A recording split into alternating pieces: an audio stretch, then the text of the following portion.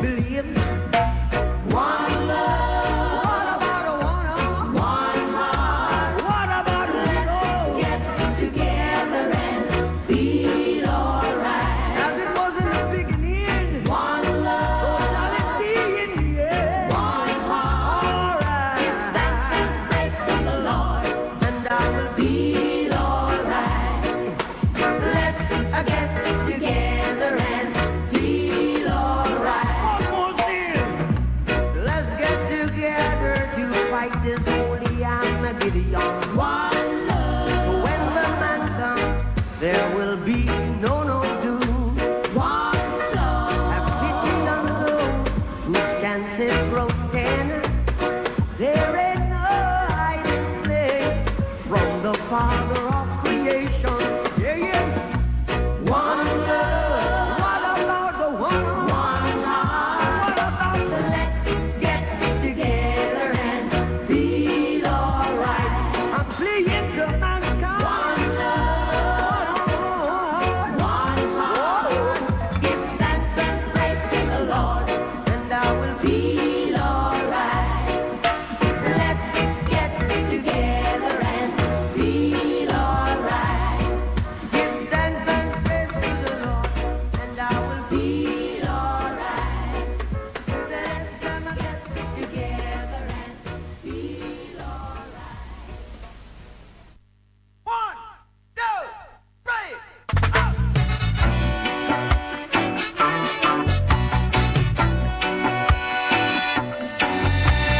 Wake up and live your. Wake up and live. Wake up and live now. Wake up and live. Life is one big road with lots of signs. So when you're riding through the ruts, don't you complicate your mind. Flee from hate, mischief and jealousy, and bury your thought, put your vision to reality. Yeah. All together now, wake up and live. Wake up and live. Wake up and wake up and live. Yeah. Wake up and live. Wake up and wake up and live.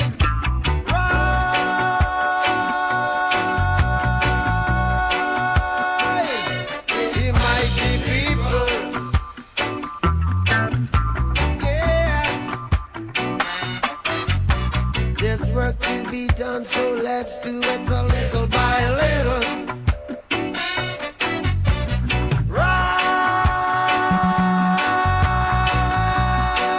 Rise from your sleepless slumber. Yes, yes, yes, yes. We're more than sand and the seashore. We're more than numbers. All together now. Wake up and live. Wake up and live. Wake up and live. Wake up and live now. You see one cocoa full of basket. Already you still live big today. Tomorrow you're buried in a casket.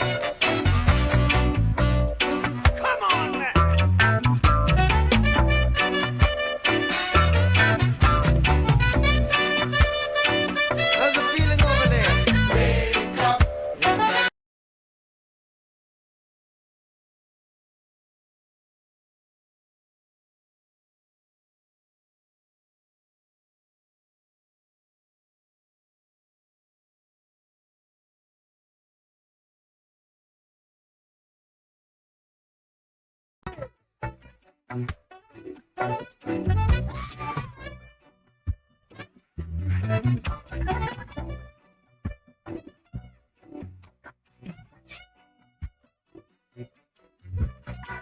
is one big road with lots of signs.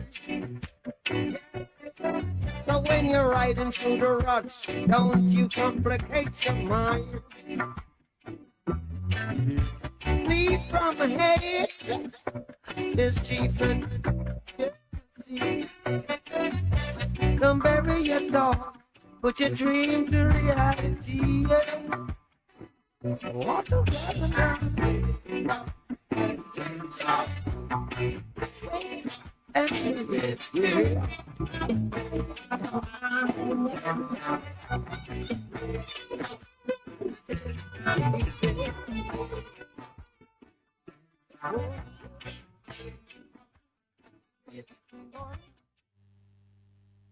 we can make a change. We can make a change. Come together.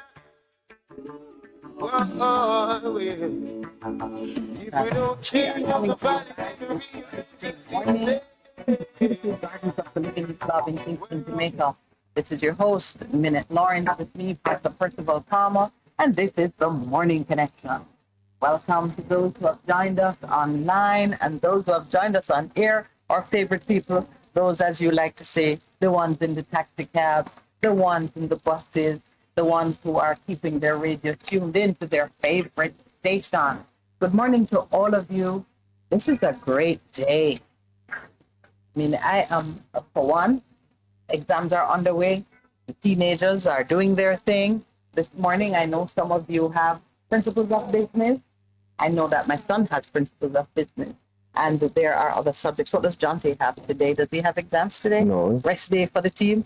He's rest day for the team, but he has an exam tomorrow, so he had exams. He has double exams Monday, Tuesday, and then a break, and he has an exam tomorrow. So he's enjoying himself. You know what's wonderful is to see them following the schedule, going into the revision classes, stepping out quite manly or soberly, however you want to put it, and getting their job done. I am certainly very proud of my 16-year-old. Good morning to Danielle, who has principles of business this morning. The paper is for 1 hour. Oh, he's doing paper one today? Yeah. Oh, Paper two.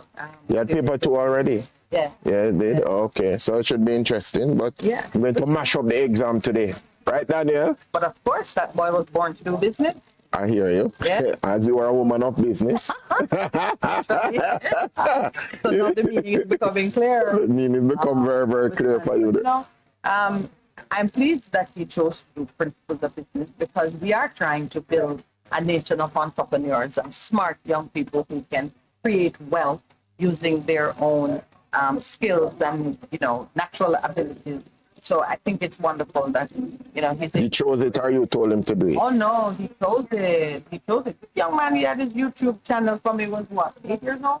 7 years old? I've forgotten, but he had his YouTube channel. He set up his own online store.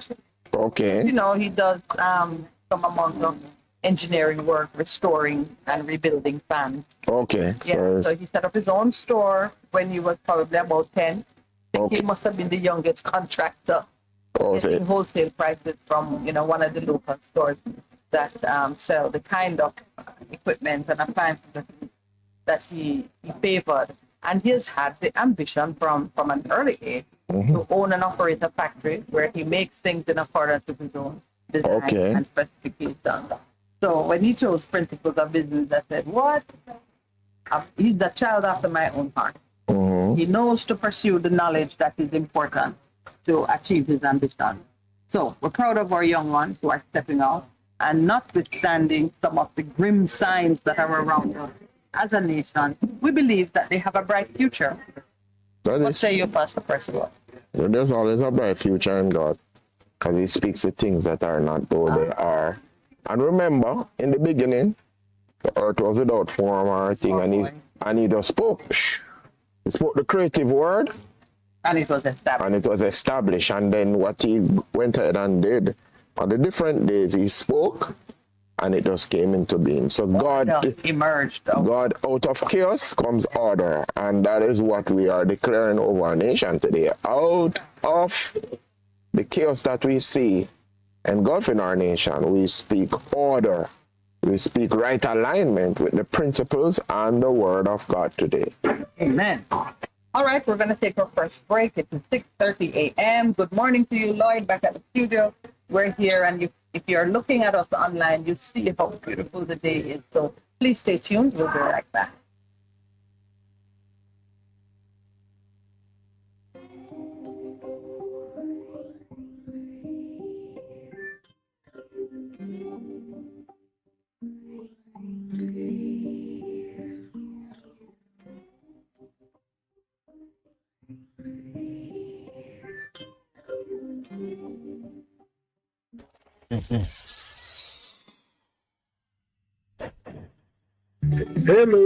Hello.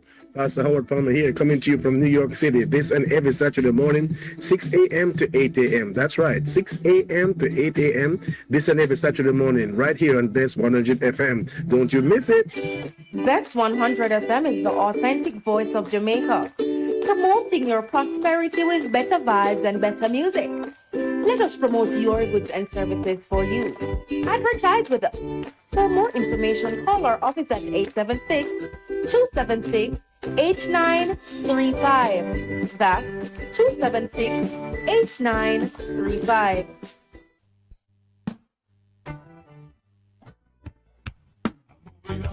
Bess 100 FM presents the Mature and Moving Up show, Lascelles Butch Chen, on Thursdays from 6 to 9 p.m.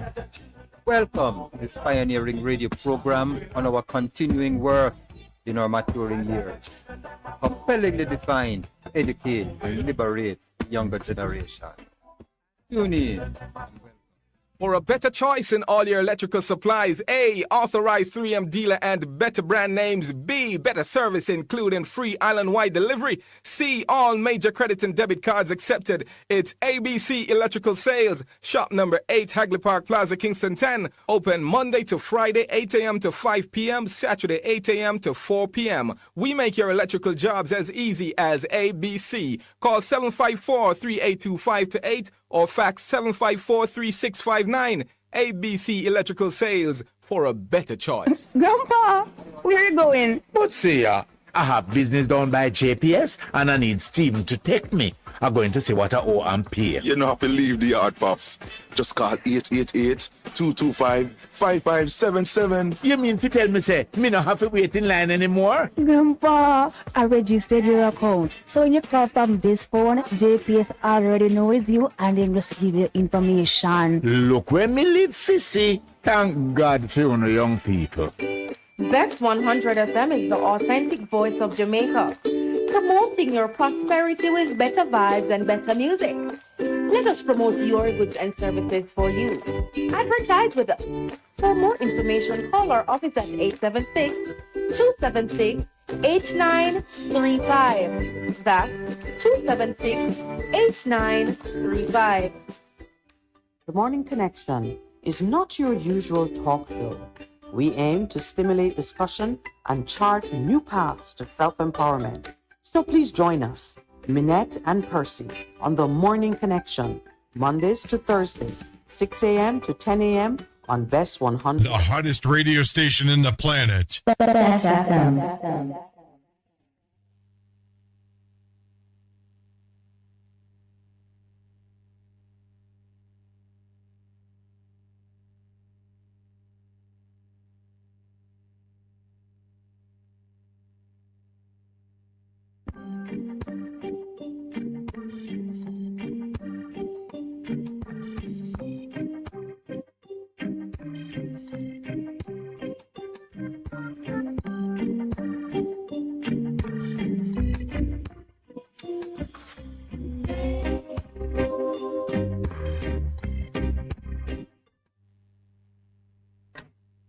Welcome back. Pastor Percival, we ended on a rather high note, so let's begin where we left off. In the break, you shared with me, too, that you did do your visit to the Restorative Justice Center in one of the communities in Big Scotland. for reasons of privacy Okay. and anonymity. We won't say which one, but suffice it to say, like me, you are definitely, I'm going to say a fan, but No, it is. see the benefits and the rightness of that process, working to restore trust and harmony at the community level between persons who have issues. But it is something that is now entrenched into the court system of Jamaica, because they were referred to the restorative. Say, go on. So I don't know if you remember when we did it first, but now that you've seen it up close, let's recap. The policy that stands behind it, administered through the Ministry of Justice, restorative justice or alternative dispute Resolution, yeah. is part of the system of the administration of justice. And the referrals can come from the police who apprehends and charges. It can come from the court at any level of the court, I think, except I think even when a trial has begun, in a right situation, the judge can recommend it. But is restorative justice similar to mediation, or It is similar, but it's different? So restorative justice would be the parent, because what you're seeking to do is to mend the relationship between parties at different levels. Okay. So mediation is one form. Yeah, because I was just thinking about it. They're all At the core of it, alternative dispute why you go to court, is because of a broken relationship. Yeah, if you just look at it in that way, it's a relationship that is broken because commercial, whatever it is, right? And which is why I think God, in its infinite wisdom, I love the wisdom of God. Not knowledge, the wisdom of God, because the wisdom of God has solutions to it. You can do a thing, but when you have the wisdom of God, there's always a solution at the end of the application of God's wisdom. So it whatever levels you pointed out is restoration of relationships. And restoration of relationship is based on trust. And you can still, restorative justice has a place even after sentencing. Yes. Because the imposition of a sentence does not address the relationship that's been broken. That has been broken. It addresses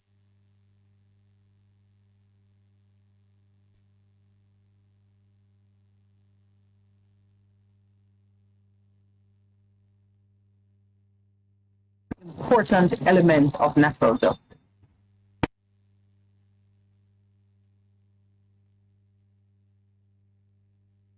Comes out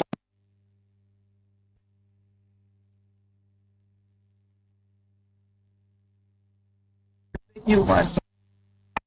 Whatever bellies will flow.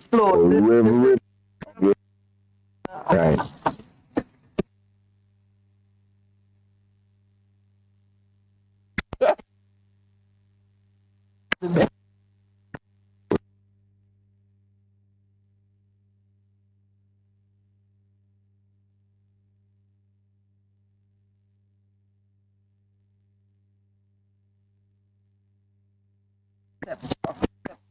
Principles that are very much a part of our everyday living. Justice is one of them. So restoring justice, which is what restorative justice seeks to do, is bringing you to that shalom place in God where there is nothing missing, nothing broken. You have your experiences, they may cause pain and trauma, but you have applied the healing salve, which actually now allows you to extract beauty out of the pain. And I've known of persons who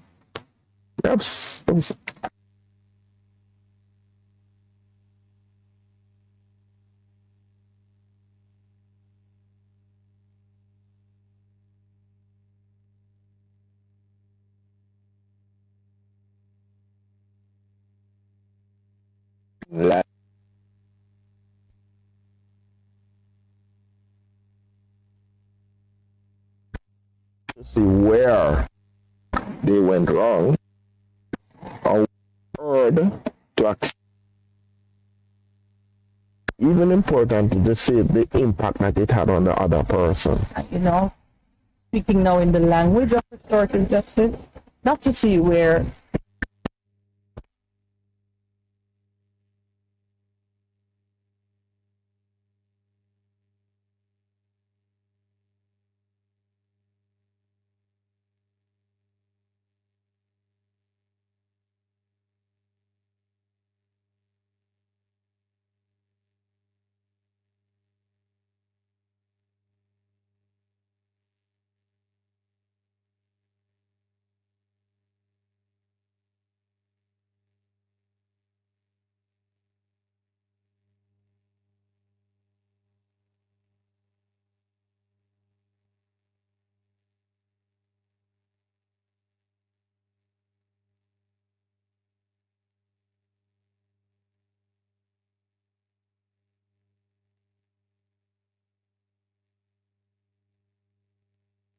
Abuse become the abuser.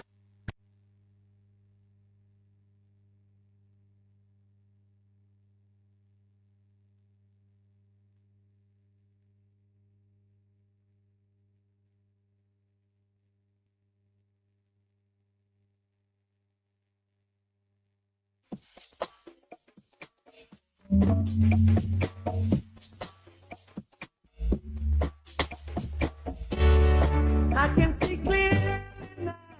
You can do this. I can see all obstacles in my way. Gone are the dark clouds that have me blind. It's gonna be a ride. There's a process. yeah. There in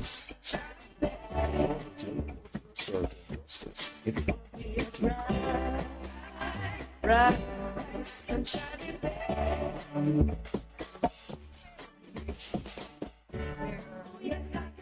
you're in the mediation, it's like you're in a space where time stops and no record is kept unless you come. right. The only thing, the process is the agreement if you have one. Yeah, if But you even though you sat in the mediation and heard the man and you go to trial, you cannot in the trial. can't say what What you you- don't say no you Clouds that have me blind. It's gonna be a ride. there's a process. Yeah. There in across the nation. Churches. People being trained in restorative. It can come from us, the elders. That's The what-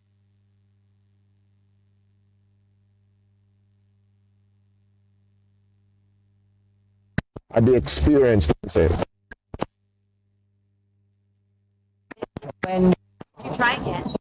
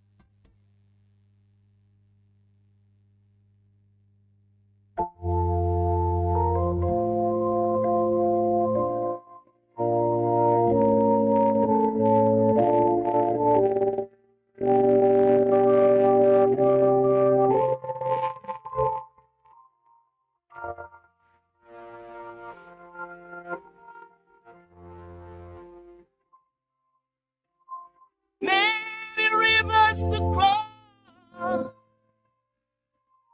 but I can't seem to find my way over.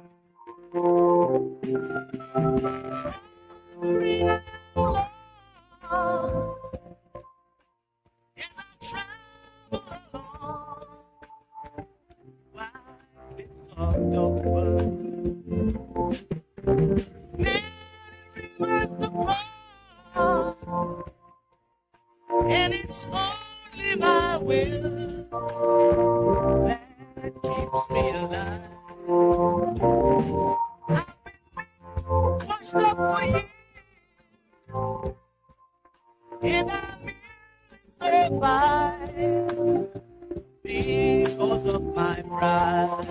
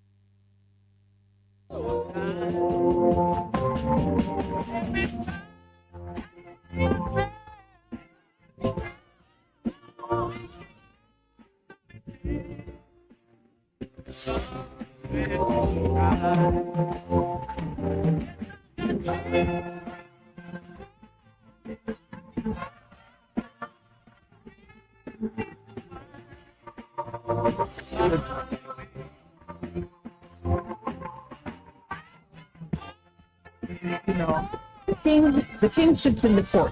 Yes. The gates are the court.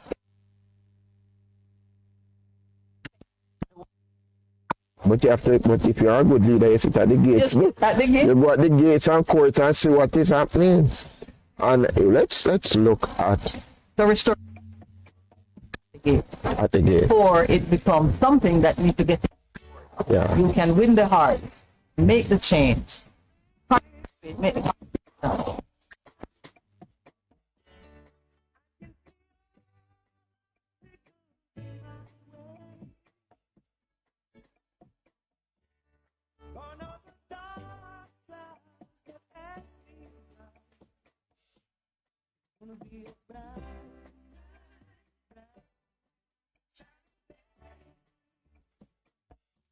It's gonna be a bright, bright, sunshiny day.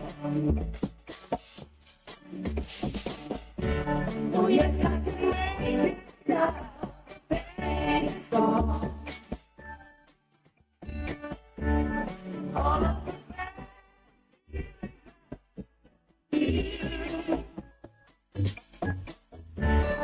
here is the break.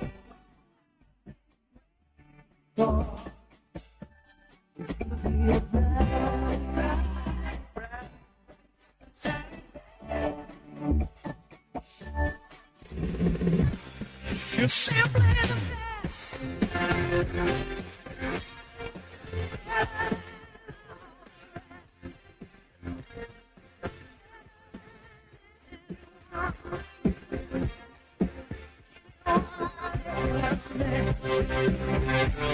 You're simply the best. Best FM 100.5 on your dial. Keep listening. Hello. Pastor Howard Palmer here, coming to you from New York City, this and every Saturday morning, 6 a.m. to 8 a.m. That's right, 6 a.m. to 8 a.m. this and every Saturday morning, right here on Bess 100 FM. Don't you miss it? Bess 100 FM is the authentic voice of Jamaica, promoting your prosperity with better vibes and better music. Let us promote your goods and services for you. Advertise with us. For more information, call our office at 876-276-8935. That's 276-8935. Grandpa, where are you going? But see, I have business done by JPS and I need Stephen to take me. are going to see what I owe and pay. You don't have to leave the yard, Pops. Just call 888-225-5577. You mean to tell me, say, me not have to wait in line anymore? Grandpa, I registered your account. So when you call from this phone, JPS already knows you and then just give you information. Look where me live, Fissy. Thank God for you young people.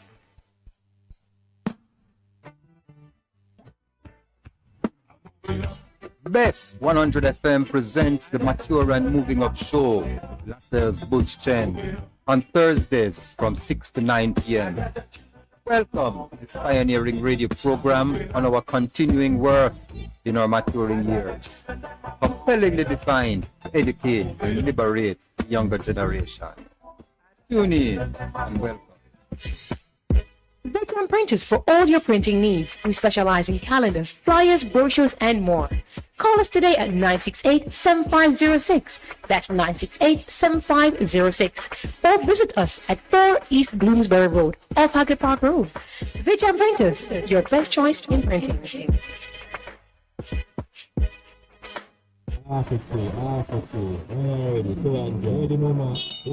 Ready. Is this the confusion you feel when trying to work your way through medical systems in Jamaica? Try a dose of Ask Dr. Mary every Thursday at 5 to 6 p.m.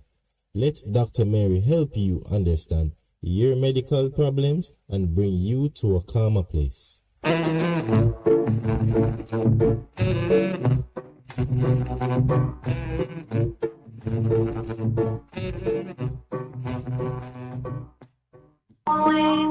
What should a taxi service do for you? On-Time Taxi Service is more than just a ride to the other side of town. They offer clean and spacious vehicles, reliable service, and promise to always look out for their customers. They'll come when you call and take you where you want to go on time.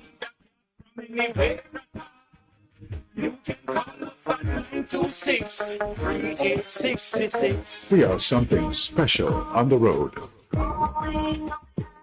Greetings, brothers and sisters. I invite you to join us for the Church of Our Lord Jesus Christ radio program with Elder Kendrick Murray, where we stand firm that Jesus Christ is the Son of God. This broadcast is heard every Saturday from 12 noon to 1 p.m. and again on Sundays from 4 to 5 p.m. The church is located at 3550 Pleasant Valley Road here in Mobile, Alabama, in the United States. You may visit our website at sonofgodlives.org or our YouTube page at Minister K. Murray. Or you may call us at area code 251-300-8812. God bless you, and we look forward to you tuning in to the program. For a better choice in all your electrical supplies, A, authorized 3M dealer and better brand names. B, better service including free island-wide delivery. C, all major credit and debit cards accepted. It's ABC Electrical Sales, shop number 8, Hagley Park Plaza, Kingston 10. Open Monday to Friday, 8 a.m. to 5 p.m., Saturday, 8 a.m. to 4 p.m. We make your electrical jobs as easy as ABC. Call 754-3825-8 or fax 754-3659. ABC Electrical Sales, for a better choice. Best 100 FM is the authentic voice of Jamaica, promoting your prosperity with better vibes and better music. Let us promote your goods and services for you. Advertise with us. For more information, call our office at 876-276-8935. That's 276-8935. The Morning Connection is not your usual talk show. We aim to stimulate discussion and chart new paths to self-empowerment. So please join us, Minett and Percy, on The Morning Connection, Mondays to Thursdays, 6 a.m. to 10 a.m. on Bess 100.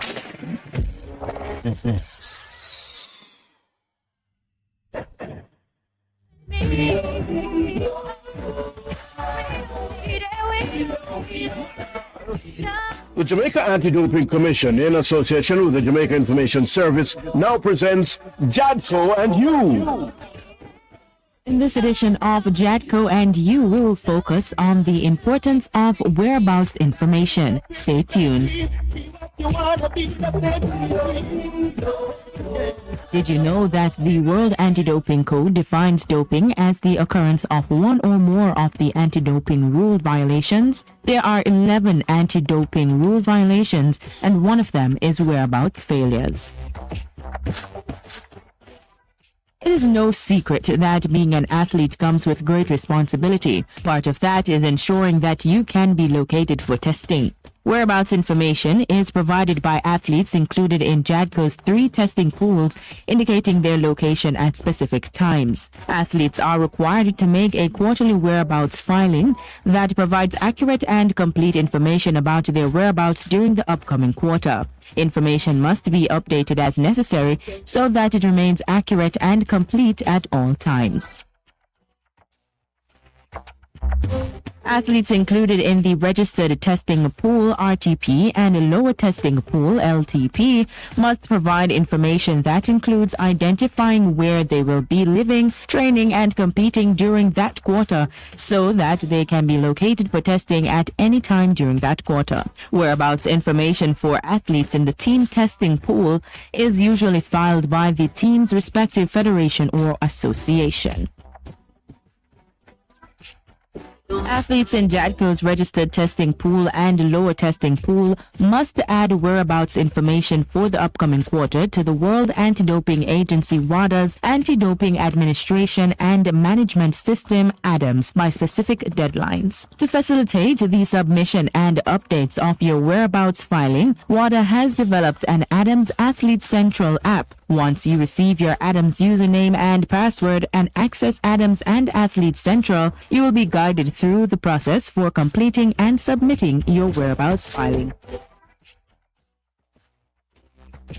There are 4 submission quarters for whereabouts information. The whereabouts period for the first quarter is January to March with a December 15 deadline. The period for the second quarter is April to June with a March 15 deadline. The third quarter runs from July to September with a June 15 deadline, and the fourth from October to December with a September 15 deadline.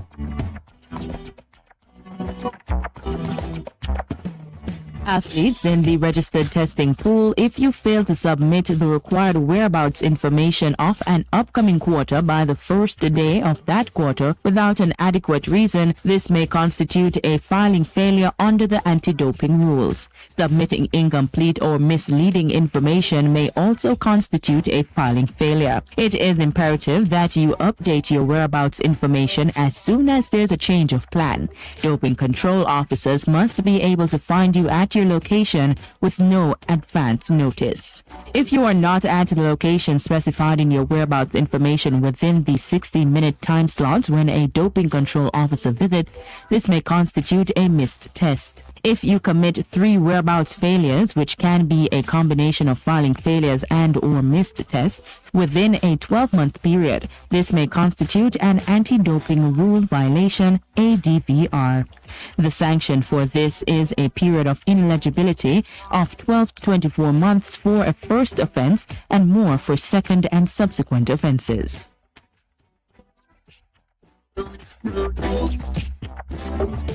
You may ask a third party such as a coach, agent, or an official in your national federation to submit your whereabouts information. In this case, please provide Jadco with a written notice of the agreed delegation signed by yourself and the third party in question. But please be reminded that you remain responsible for any failure to comply with the whereabouts requirement.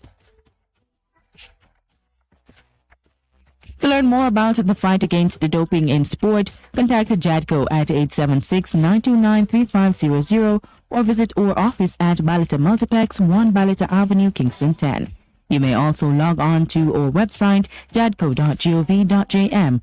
Feel free to check out our Facebook, Instagram, Twitter pages, or YouTube channel. This has been Jadco and You. Until next time, remember, you don't need dope to cope.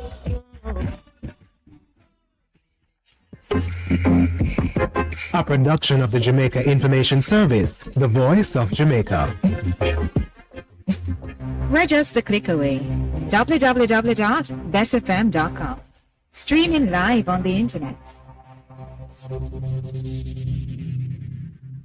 hottest radio station in the planet. Best FM.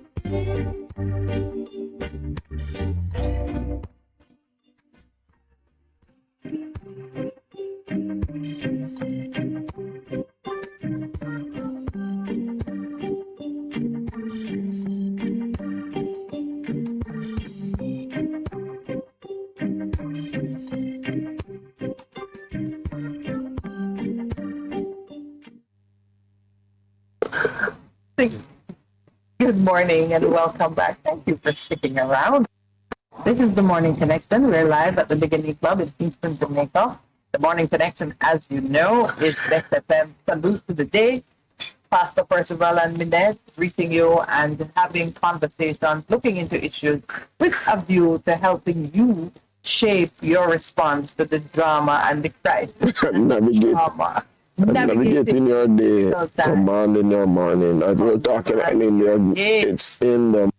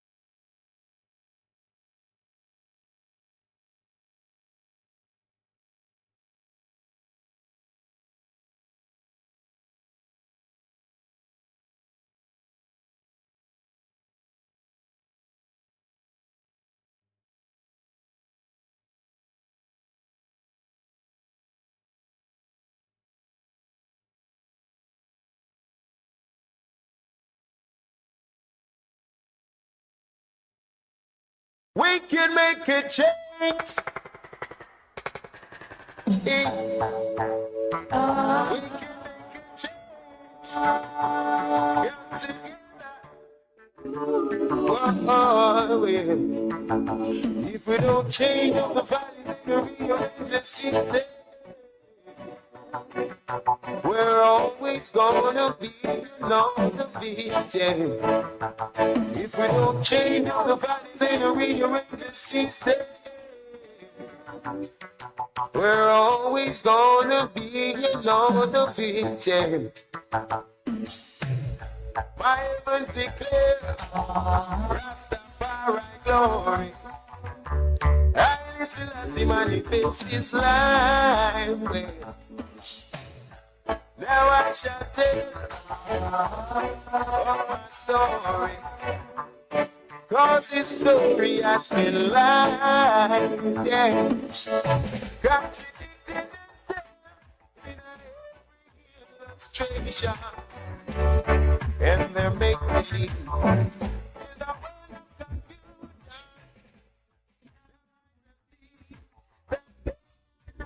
believe. Cause the truths have been revealed. If we don't change up the body, then we're always gonna be, the beaten. If we don't change up the body, then we're always gonna be, the beaten. Got to make a change.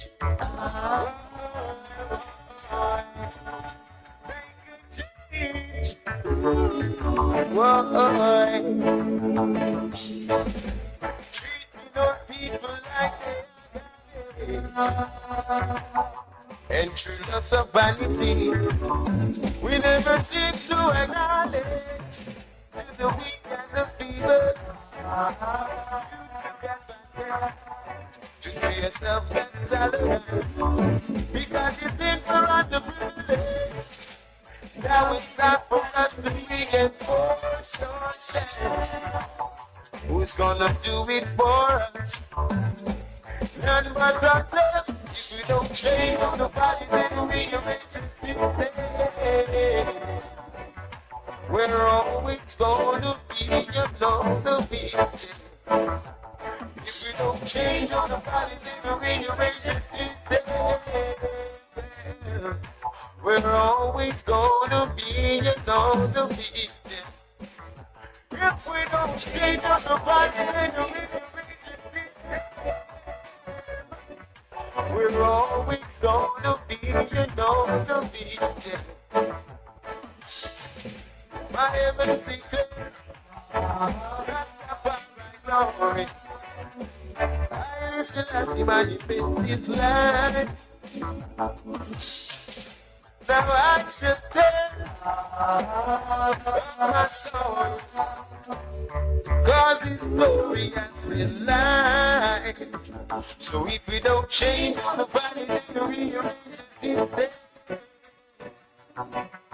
We're always gonna be the victim. If we don't change on the body, then we'll just sit there.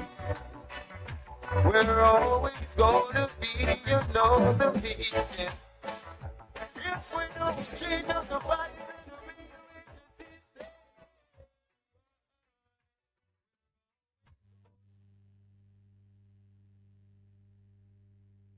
we can make a change. There is some justice in the system. I remember Toronto when negotiators necessarily need to increase the salaries of the lady. It was mainly a female workforce with few men who are the operators. It worked hard for them. And it's okay to sign up and give it to them.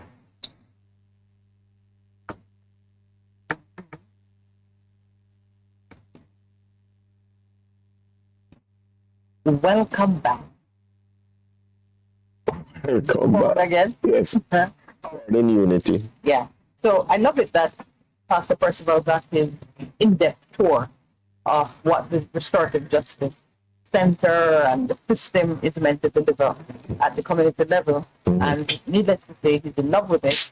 I was a fan from long before, largely because having worked in the court system and recognized the limitations of that system, I mean, both in terms of what it delivers to the parties who come before the court of the dispute, and also what it means for the different players, lawyers and the policemen, women and judges. And It's easier, man. It's easier, man. it is so much easier to solve the problem where it arrives, right there in your house, at the community, Yeah. before somebody scripture tells you, settle your issue with your and the way dispute. And the way before they go to the court, it go hard up here, it's going to be hard. And it's interesting, there's so much wisdom in it. Jesus said it. And says, settle it before you. If you go on the way, you can settle it, do it before you go to the court. Because when you go there, we know it is draw. Yes. And in the end, nobody happy. Yeah, because that was something even where I was sitting yesterday and they said, but you ever go court and da da da, and then look at it and then go, and so that was what pivotal in. And if you've ever had a dispute, I'll tell you something. Resolving a dispute with someone you love teaches you a lot more about relationships than the good times. Of course. The different parts are as drawn to just looking at why restorative justice will work, properly done. And has worked. And is working. Yeah. The different parts of the identity, the body, the soul, the spirit. The body is the physical, sensory part of you. You can touch it, feel it, it can hear, it desires sleep, food, entertainment. You understand your body. All of us have one. It feels pain, physical. True. The skin is broken, a bone is broken, you feel pain. The soul feels the emotional hurt. Which is the deeper one. Sticks and stones may break my more but words. Visible. Yes, that is the hardest part. When you go to a court, the judges rely on evidence. And the physical part. The physical is obvious. And there are certain things that are presumed. If a bone is broken, it's presumed pain. Yes. And I was teaching a class the other day and pointing out to them that in the assessment of damages, if you lose consciousness for the period of time that you're unconscious, no pain and suffering is presumed. If you go into a coma, because somebody beat you silly, but the beating took place in an hour and the coma lasts a month, there is no pain and suffering assessed for the month of the coma. Are you kidding me? Because you can't feel. There's no evidence. You can't feel, but you've lost meaningful employment. Well, they pick it up. I don't even know how they pick it up, but that point is made when you say, like, if you say a man was incarcerated for 10 days, you can give him $1 million per day. Yeah. For the loss of his freedom. Yeah. But if you say a person was in a coma for a month, the only thing that the judge has to look at is what are the injuries that put him in a coma. Yes. But you can't say that an award to him should be increased because of the coma. Even though during the coma, he was not sentient, he was not feeling, he wasn't losing anything. So it's just the point that courts of law are evidence-based. And therefore, the pain of the soul, because the soul, when you're in a coma, your soul is alive and kicking. Yeah, but that in itself is for, I think, just on examination and my interaction. That is where the real pain was. Yeah, there you go. And that's why I went. So restorative justice can address that. Yeah, because as for the spirit, the spirit craves alignment with God. Spirit is always seeking to be in unity with creation. So now the Lord does the restorative justice. He brought us back into relation, into himself, which is the greatest. You stand up in court and say, now, as for my spirit, this is my loss. No, you can't do that. Don't condemn yourself. So that is why it is so important that restorative justice be practiced in the length and breadth and nookies and crannies and every place in this. It's a whole different thing. Let's go nook and cranny. No, okay, nookies are different thing. Nook and cranny. Different, just like that. It's free flowing Thursday. The man is flowing freely. I'm just making it clear that nook and cranny, nook and crannies that you want to practice right. restorative justice has to be a part of the culture.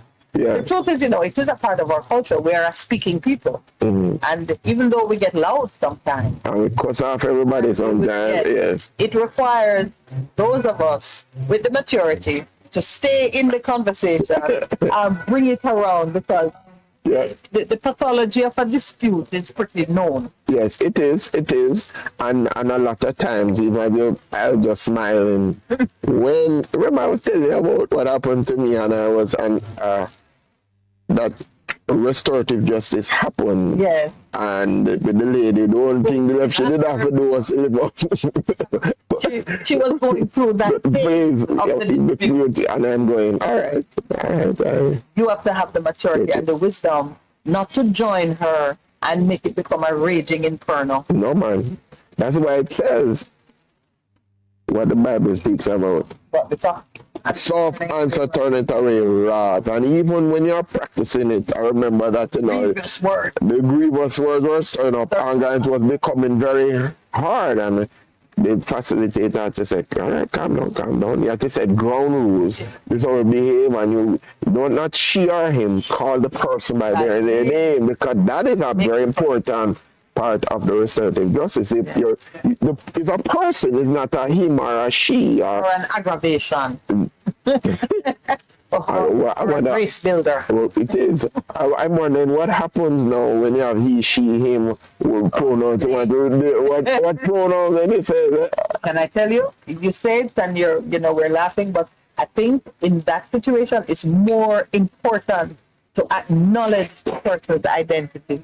Okay. I think in a situation where the person has gone to great lengths to be accurate about their gender. So the part of the restoring is if you call them and call them out, you say, according to them, so you refer to them, but the person have a name, I call them the name, yes, so you don't get into the confusion that is happening. You don't try and settle proper gender assignment. You just say according to Percival. Yeah, so that becomes very, very, very important, that. So restorative justice, churchman, pastor, people in the community. Take up back your mantle. Yes, and be in the gates. And I remember the days in communities and people that have disputes. Where they head first? They go up to the church or the teacher. JP, I know particular order. Teacher, JP, church, and if it is a marital or relationship type thing, you go to a senior person who was crucial to the relationship. Yeah. So you get restorative justice happening. We're about to break up. That's interesting. And you get the restorative justice. I love it. And I have long believed that the most efficient way to resolve disputes is, of course, to do it at the local level. And it is a lot of backlog in the case. We want justice, to cry for justice. If you deal with it at the local level, then the things that you can't resolve, then you go to the courts. But you know what is happening now, though? Restorative justice is being used most times when they go to the court and the judge say, "We now waste my time. I don't go down, go to a restorative justice center." And they are all over. I think there's now a restorative justice center, at least one in every parish. And some parishes, some parishes need more than one. Yeah, man, because of distance and so on. Right. Your justice can't be too far. And I think when we get it right, we will be training the pastors and the JPs and the community leaders. We will ensure that they have the tools. There was a time when these tools came naturally. a mature, responsible person. They don't. You have to teach. You have to teach. Of understanding. But now, because we broke the pattern. The pattern was you would be teaching it to your children and handing it down, so that Return number 6. last Thursday, what that young man said. That's a young man. He's in his 50s, but from musical dude, Delroy, Kelvin says when persons speak to him, he doesn't want them to see him as any figure of authority. He wants them to see him as the continuation of the wisdom of the elders that they've handed over to him. Right, and even in but he was handed it from his father. His father beside him, and that was so the interaction. Big up. He's moving towards his June 3rd performance, which is the One Love. These are part of that. Yeah. So you're going faster. Remember, you're supposed to. Remember, I'll forget more of that. I haven't, because I wanted to do a little video while you're there and share it with the Morning Connection family. Oh, okay. You look a little doubtful. Michelle wouldn't go. Let me ask you, how do you feel about that? As a pastor, would you go to a concert as a family musical concert? I've not been to others.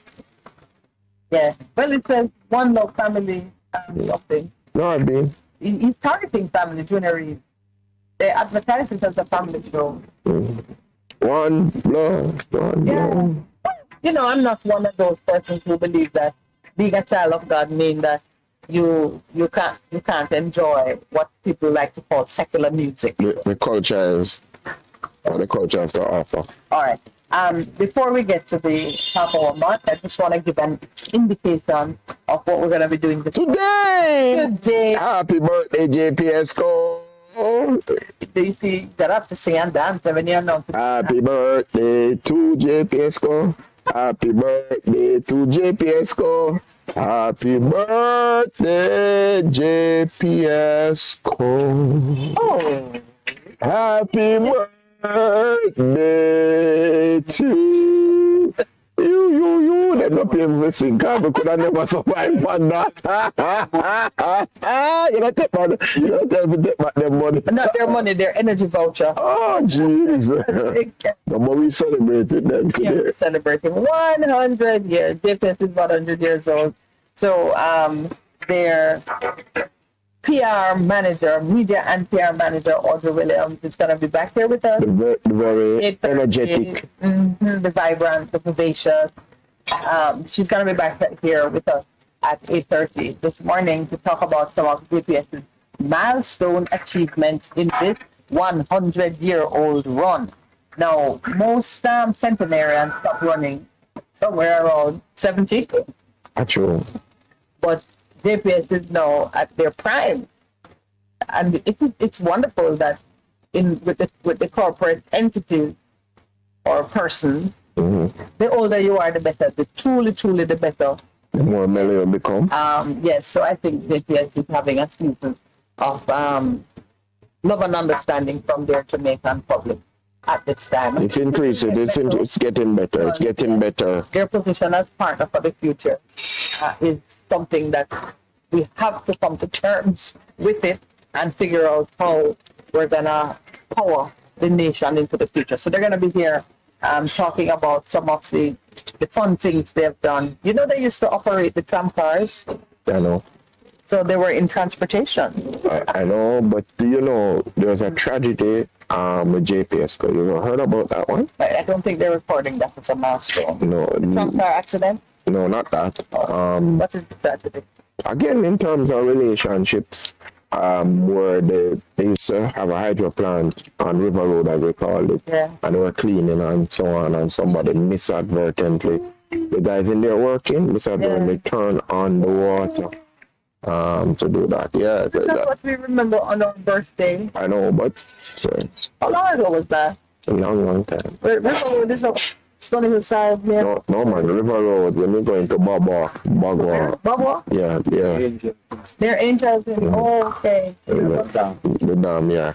Wow. How many people died? Don't recall, but it is a story. We're not going there. We're trying not to remind them of that. We're thinking of the great times. You remember load shedding?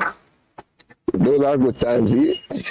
Lord, They're not doing no load shedding now. Thank God JPS got, yeah. looking for you. No, that is a normal part of their culture now. We used to have it in the 70s, but thank God. Let's pray that shift. Yeah. Yeah, so they'll talk about the rural electrification program. That was a major thing. Establishment of the JPS Foundation and how JPS is now spearheading preparations for electric vehicles on the island. You know, I think they were noted as being the leaders in that thrust. I don't know if that must be the leaders in the region. Because They would be.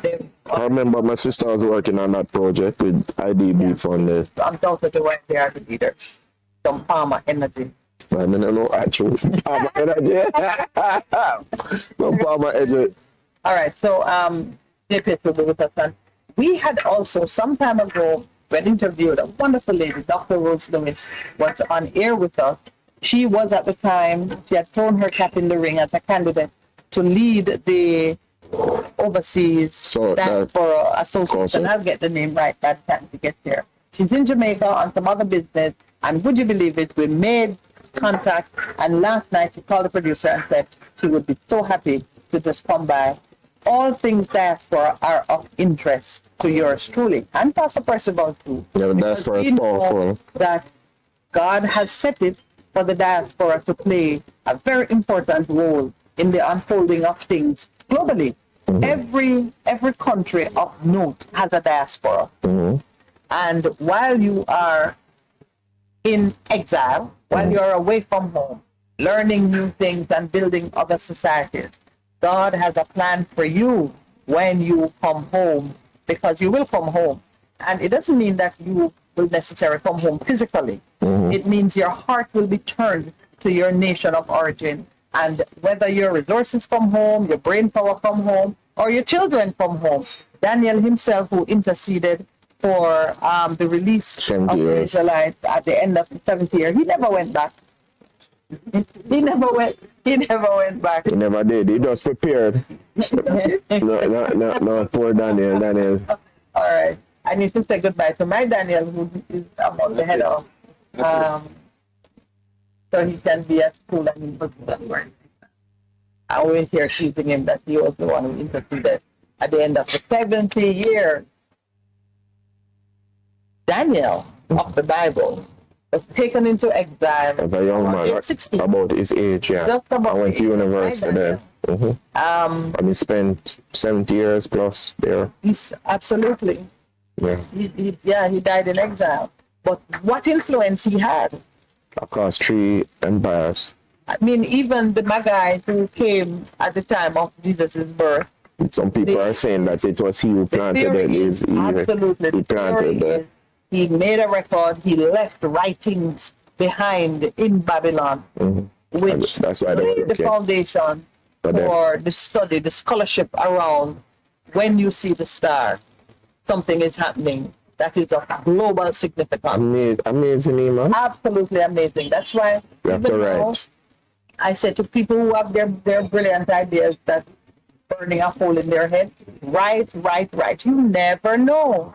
One day, it may be the record that you made. That becomes the breakthrough for generations in the future. And when we understand that, that is why you spoke about passing from elders to elders and writing it down, passing on the wisdom through the years. It is so important.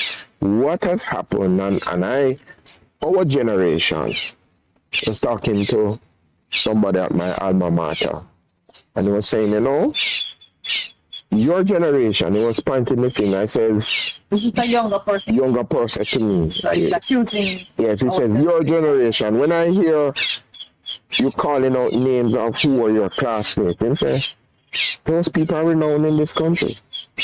And you are the guys who have to come back and fix it. How we can do it. A lot of people accuse us of dropping the ball. Yeah. Because as far as our parents who drop the ball. No, we drop the ball. I think we are the droppers of the ball. Well, I know that your cricket skills are fine. No, I was dropping the ball. I mean, the ball going through me, I go go past it. I couldn't stop it. I drop the ball. It's well practiced. All right. It's time for some break. We'll be right back.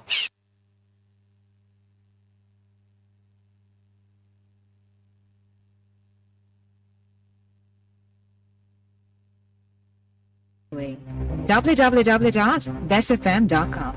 Streaming live on the internet. Half a tree, one and drive, half a tree. Bossy, how you do I take taxi start? Jano, I want to tell you, say, at 2 months now, my transmission mash up, and me check everybody and can't hear nothing positive. Yeah, hear me? Yeah, waste all that time I shop around and never call the experts. Winters Auto have them. Them have over 35 years of experience and them diagnose the problem and get back your transmission brand new. For them service excellent and efficient. Trust me, man. Yeah, hear me? Call them at 929-7040 or go to them at 106 Maxfield Avenue, Kingston 13 and talk directly to the boss. Just tell them I'm me send you. You big star. Yeah, man, respect my boss. I'm trying to call them, guys. Trust me. Good afternoon. Ah, what a relief.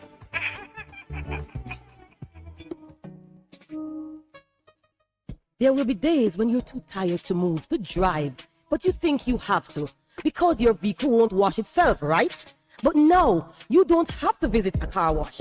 123 Mobile Car Wash will come straight to you. Yes, you heard right. 123 Mobile Car Wash is offering services in Kingston and St. Andrew and St. Catherine. We shampoo and detail cars, trucks, offices, and more. No job too small. Call us at 876-631-3400. 123 Mobile Car Wash. We come to you. Veteran Printers for all your printing needs. We specialize in calendars, flyers, brochures, and more. Call us today at 968-7506. That's 968-7506. Or visit us at 4 East Bloomsbury Road, off Haggard Park Road. Veteran Printers, your best choice in printing.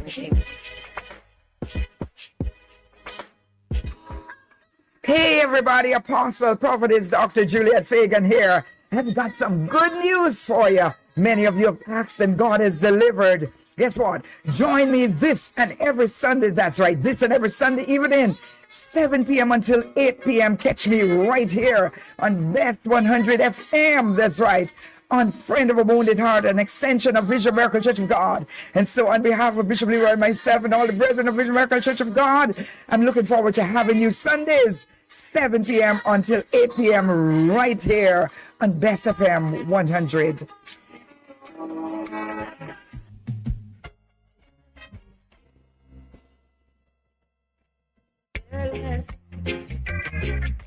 And love more.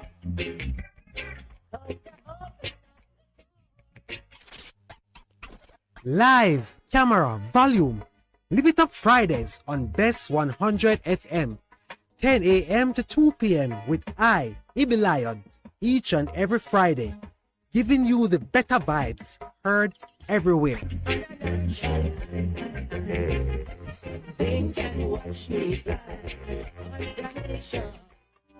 The Morning Connection is not your usual talk show. We aim to stimulate discussion and chart new paths to self-empowerment. So please join us, Minett and Percy, on The Morning Connection, Mondays to Thursdays, 6 a.m. to 10 a.m. on Bess 100. It's good, it's better, but nothing beats.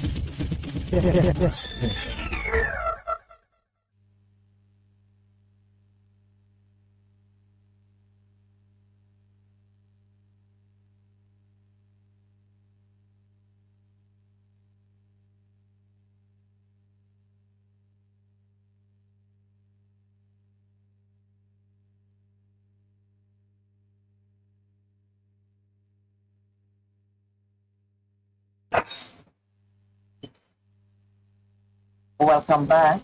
As we draw closer to the 8 o'clock hour, first of all, I want to look at some of the things that are being reported on currently. Yeah, things that. What scripture did you take us to for this morning? Or we started to talk about restorative justice and never left it. The restorative justice out of Matthew. The servant who couldn't forgive. Oh, yeah. The one who was forgiving himself and never forgave. yeah. And that is out of Matthew 18. Jesus, when so you must forgive the person 70 times 7. Really? And he goes on to tell the story of the unforgiven servant. And two important things just jump out at when you do not forgive, you are tormented. And when you don't forgive the other person, they're in prison. So torture versus torment. I guess nobody wants that, so they leave it alone. Learn to forgive. And we were talking about restorative justice, about broken relationships. And Jesus says, when you're going on the way, make it right with your brother, so you don't have to go to court. And I'm lauding what the government is seeking to do, but they need to be establishing these centers, resource them properly. Yes. In a significant way. Right. Resource them properly. Enable them to do more than what the court system can do. Right. I mean, for example, we were talking, what can aggravate the injury, whether it's the feelings or body? A lot of times is a person's inability to even afford some of the care that they need. Go to the doctor, they pay. Counseling, to the medical doctor, fill prescription, and so on and so forth. In the ordinary scheme of things, the perpetrator would not readily take on the expense of remedying some of these issues because it looks like a confession or an admission of guilt. So if you resource the restorative justice center, they can deal with it until you get a resolution happening.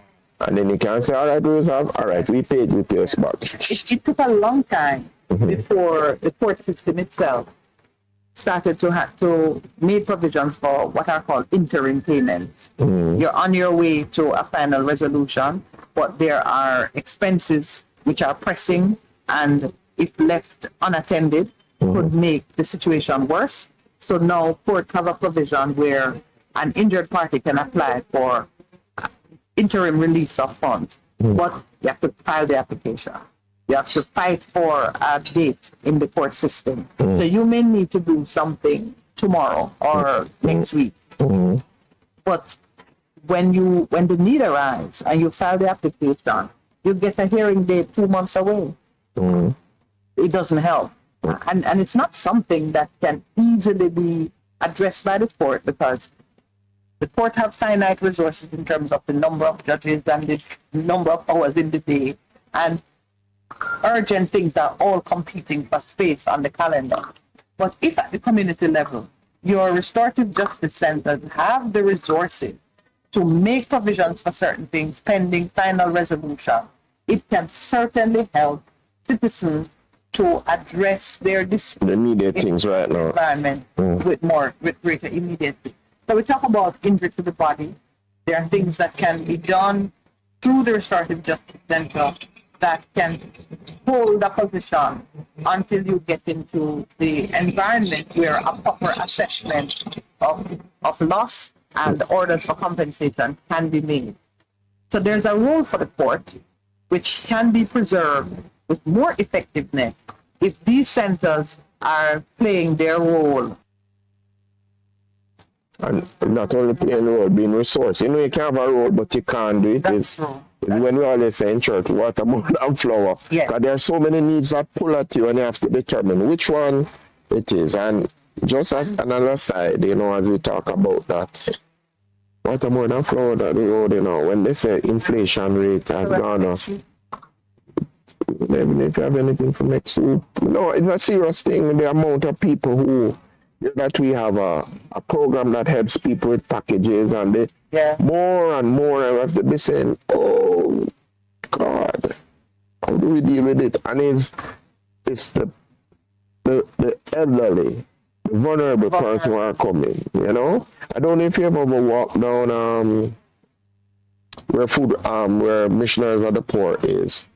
Where downtown and the food poor relief on Hanover Street, and you drive there at any day, any time. Scores of people, old people. Jamaica have a tax coming to her, you see, because of how we treat the vulnerable. No, man. And if you go back to the front page story of a few days ago with retired judges saying, my pension is eroded by inflation. Yes. And I, in my old age, not able to do other work and not being eligible for other work. Why they're not eligible? Well, one, after they've worked as judges, they're barred from getting back. You can't go back to practice law after you were a judge, unless it's in a different jurisdiction. Are you kidding me? No. Are you serious? So why would I want to leave a lucrative tip to become a judge? Precisely.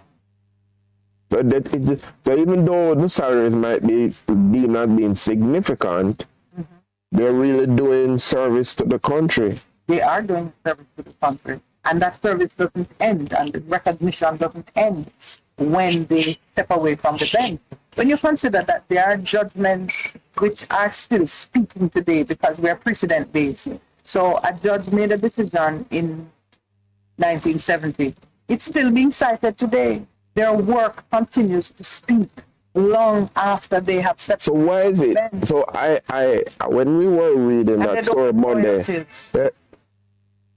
for a judgment that they write, you don't get royalties. Like with the music, you can get royalties. Music, every time somebody plays, you get something. If it's a book, every time it is sold, you get something. If it's a movie, every time it is replayed. When they write their decisions, which continue to have impact long after even after they die. Because I've seen people citing things from 1878 or 1898, and those people are dead on. So that is why their output is owned by the nation that they serve. No, but really, no, I didn't know that. No, they don't. So it is a very. You think about it, it's deep, not true? Not even deep, it's hard. Yeah. So I mean that after your work, you can't go back to work because that is what you were learning. And then you're making a recommendation to the Services Commission or whoever it is and say, you know, you need to move their pension. Increase my pension to match inflation. So I don't. And then not taking them. That has been a major recommendation. And the government not take them on. No, but they gave themselves. Those things speak volumes, man. Jeez. Yeah. But can I tell you, Percy, as I always emphasize here, it doesn't stop with the government. You and I have a role to play. Yeah. You and I must advocate and push. And that's why we're speaking about it. Let them understand. That is what is going on. That is why Gordon Robinson, in writing on Sunday, said there are two major things to this constitutional reform. One, you have not educated your people properly, so then they can't do it. And secondly, they're considering things in a and then secondly, the civics thing, we take it out of the schools. Because I was trying to explain to my three beloved children, why do we have Labor Day and what it means? Well, let me tell you, when I saw you, I saw my niece coming very tired from her Labor Day project. I saw you announcing your exhaustion yesterday morning. I mean, I am of the view, and you know that I'm faithful to my content. I am of the view that nobody say it again. My labor. Nobody say it again. Makes me work for free. Don't say it again. But I understand the concept of mobilizing children. I remember growing up in the 70s as a young person, and Labor Day was a major thing, because on Labor Day would have great fun, you know, all the way, working in the community, a spirit of volunteerism and civic pride. That is one of the things we thank Mr. Michael Manning, for putting in place. But why are you good enough? No. I know about the fellowship that happened. On Labor Day, the employers are the ones who must go out and do free work. But you know that it's and do shifting. something beautiful for the benefit of the work. No, but you know that shifting because what you said when you told your son to do POB, then all of us are going to be employed. So all of we have to go and work. So when that shifted, when Moses said, I wish all of them would prophesy. Jesus. It would mean if everybody could prophesy, it would mean everybody's living to a standard of purity and obedience that made them oracles of God. Boy, may I tell you. Wouldn't that be beautiful? This is what God intention. Yeah. You don't have to be mistrustful of your neighbor's intent or motive because you know his heart is pure towards you. You can see it. You can see it. Gentle people. Restoring the thing. We need restorative justice. Jamaica to become a restorative justice case all the way. Justice need to restore in this country. Do you remember Philip Service? Yes. Oh my gosh. I remember him from campus. Well, Philip Service, counselor in Martha Bray, said, now that the salary increase has occurred, maybe he won't step away. That's interesting. That's interesting. She'll be sticking to her decision. So Pauline Foster girl, she's gone. This is one of the two People's National Party councillors who earlier this year announced that they would not be seeking re-election to the Trelawney Municipal Corporation. She said she's on. But her colleague, Philip Service, has said, well, if there's a vacancy, he would be happy to take it. And he is a 3-term councillor in the Martha Bray division. No, wow. If this salary could be as high as $5 million annually, it was not something that he was expecting to see. This kind of money was not in my wildest dreams, remarked Service. Well, a $5 million salary is, can you imagine? We are not thinking about the $5 million salary now. We're thinking about the $28 million one. Oh my goodness. I think the councillors deserve the increase. I don't know what that increase represents for them if it's streaming. It's supposed to be 1.6, you know, per year. That's what they say. Per year. So that is a major thing for them. 100. 200%, yeah. Wow. You know, the fact that the thing was so low before, yes, you do have to take that into consideration. And it's a disgrace that we were causing people to step out to do important things, and we were so mean to them. That's something we need to fix. And it would have been wonderful if the government decision makers had just taken a decision to fix it for the people in the lower brackets and stop there. Pause. Let just be incremental in how you address it, so that while the high-flying ones are making the tough decisions, you wouldn't end up being under attack because you treated yourself so well. I just need to be repeating it, that we're not, as it were, envying the thing. We just think in terms of not even optics, just balance and what needs to happen. Well, you said it perfectly before. You said the principle. Yeah, that's principle. We know that righteous dealing will never have us reserving the best for ourselves and giving others profit. It's true. That's just a basic. Something you learn on your mother's knee.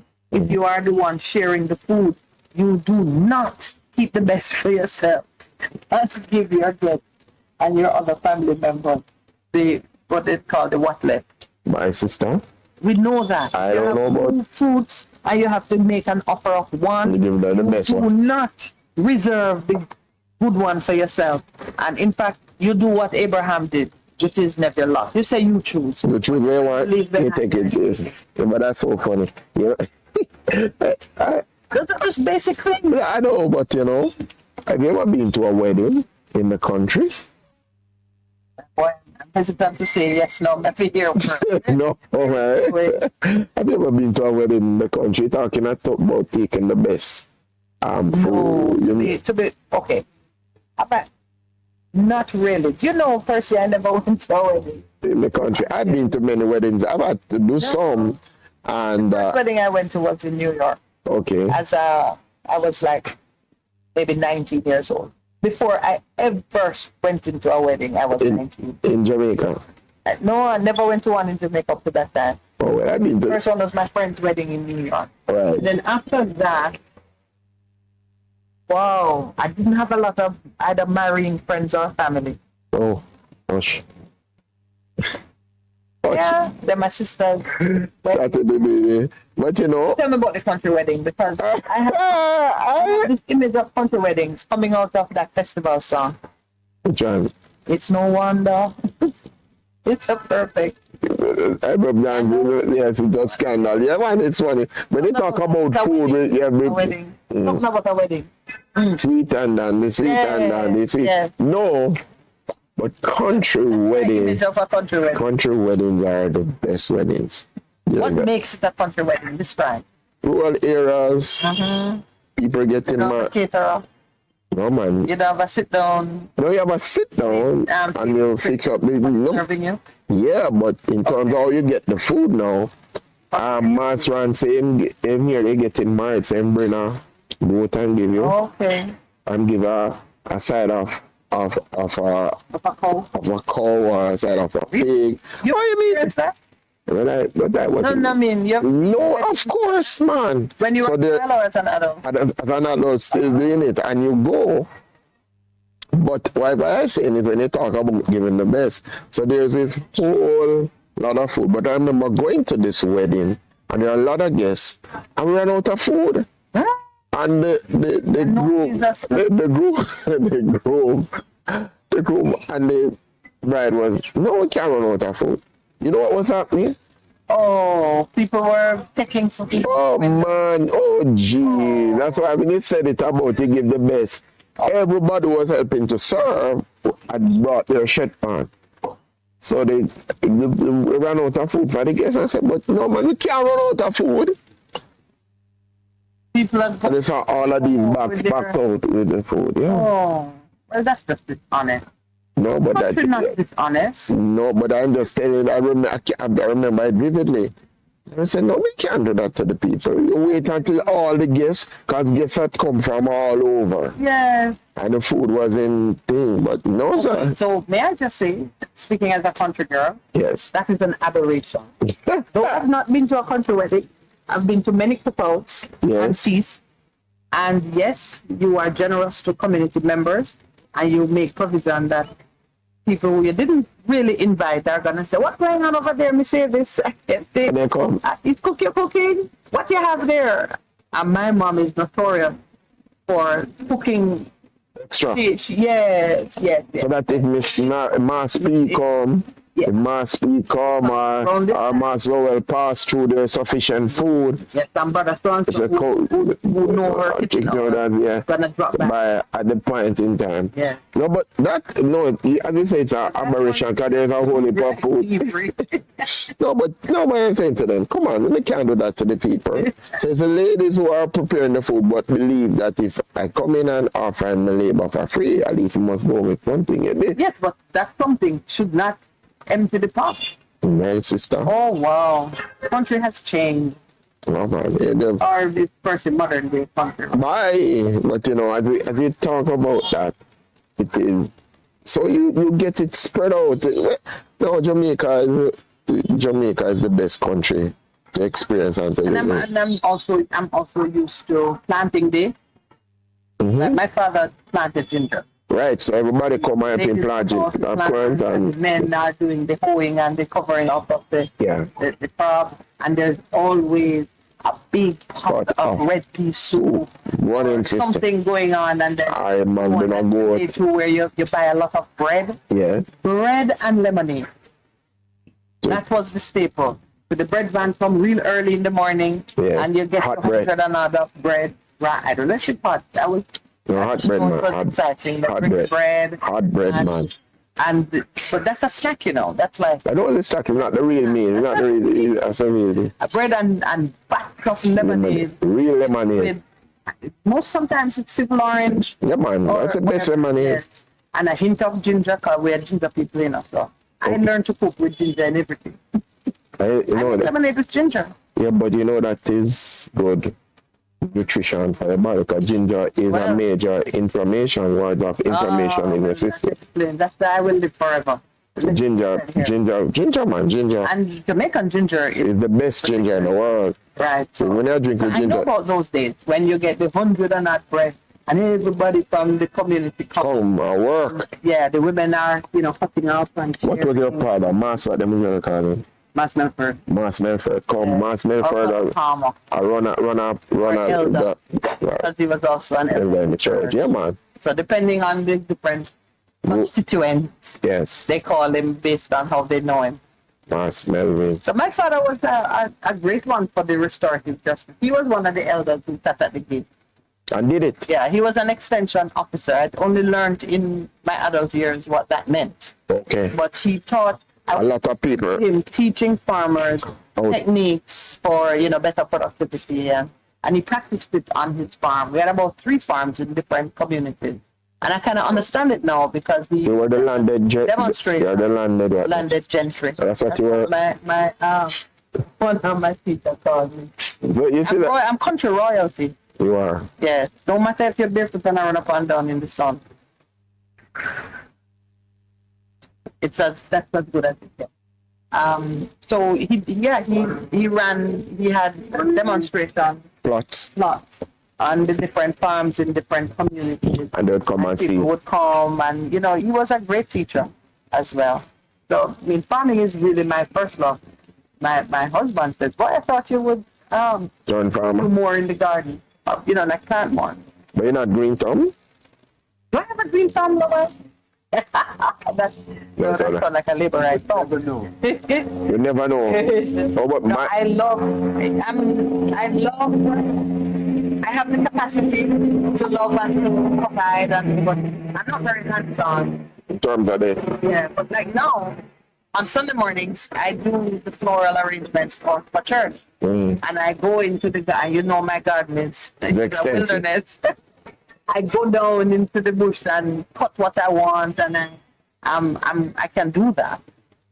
But I have a neighbor who's a green thumb. You remember come up to me and say this, you wonder if the neighbors were? Oh jeez, man. She has a green thumb. I expect to have a green thumb waiting to emerge. And she did it, and I'm saying, girl, if you lose this work, you can go open up your own. Yeah, floral. No man, floral shop and thing.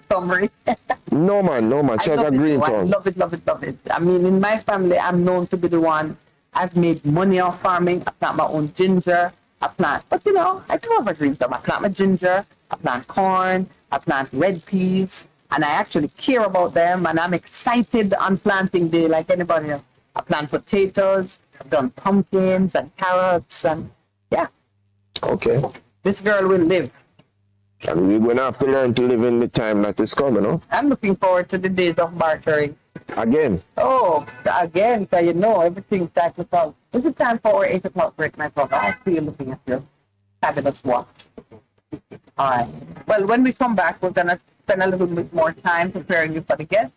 And yes, we are going to look at some of the things that are happening on the front page. But I do love it, Pastor Percival, that restorative justice was on our mind and a topic of conversation this morning.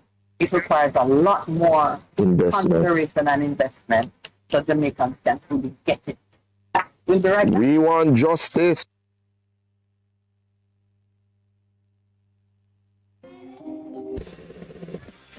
You're simply the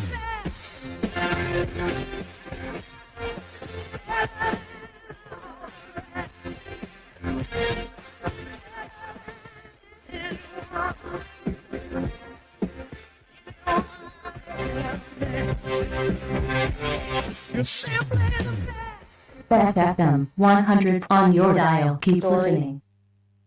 Hello, I'm Moira Alderson with the BBC News. Russia's Wagner mercenary group says its forces have begun withdrawing from the Ukrainian city of Bakhmut. Ukraine insists it still controls parts of the city. Electra Naismith has more details. The head of Wagner, Yevgeny Prigozhin, said its positions in Bakhmut would be transferred to the Russian army over the next few days, but he said his forces were ready to return if the regular military proved unable to manage the situation. The battle for Bakhmut has been long and bloody. The Wagner leader says 20,000 of his troops have been killed. Analysts say that figure will be much higher. Mr. Prigozhin was again critical of Russia's senior military leaders, but Ukraine said the Wagner boss was just looking for an excuse to leave. Russia has accused Ukraine of unacceptable terrorist activity after US media reports suggested a drone attack on the Kremlin was carried out by Kyiv. American intelligence officials were quoted as saying Ukrainian forces appeared to be behind last month's incident. 2 drones flew towards the fortified Kremlin complex before exploding over the Senate Palace. Ukraine denied all involvement. A man armed with a gun and a knife has killed 3 people, including 2 police officers, in central Japan.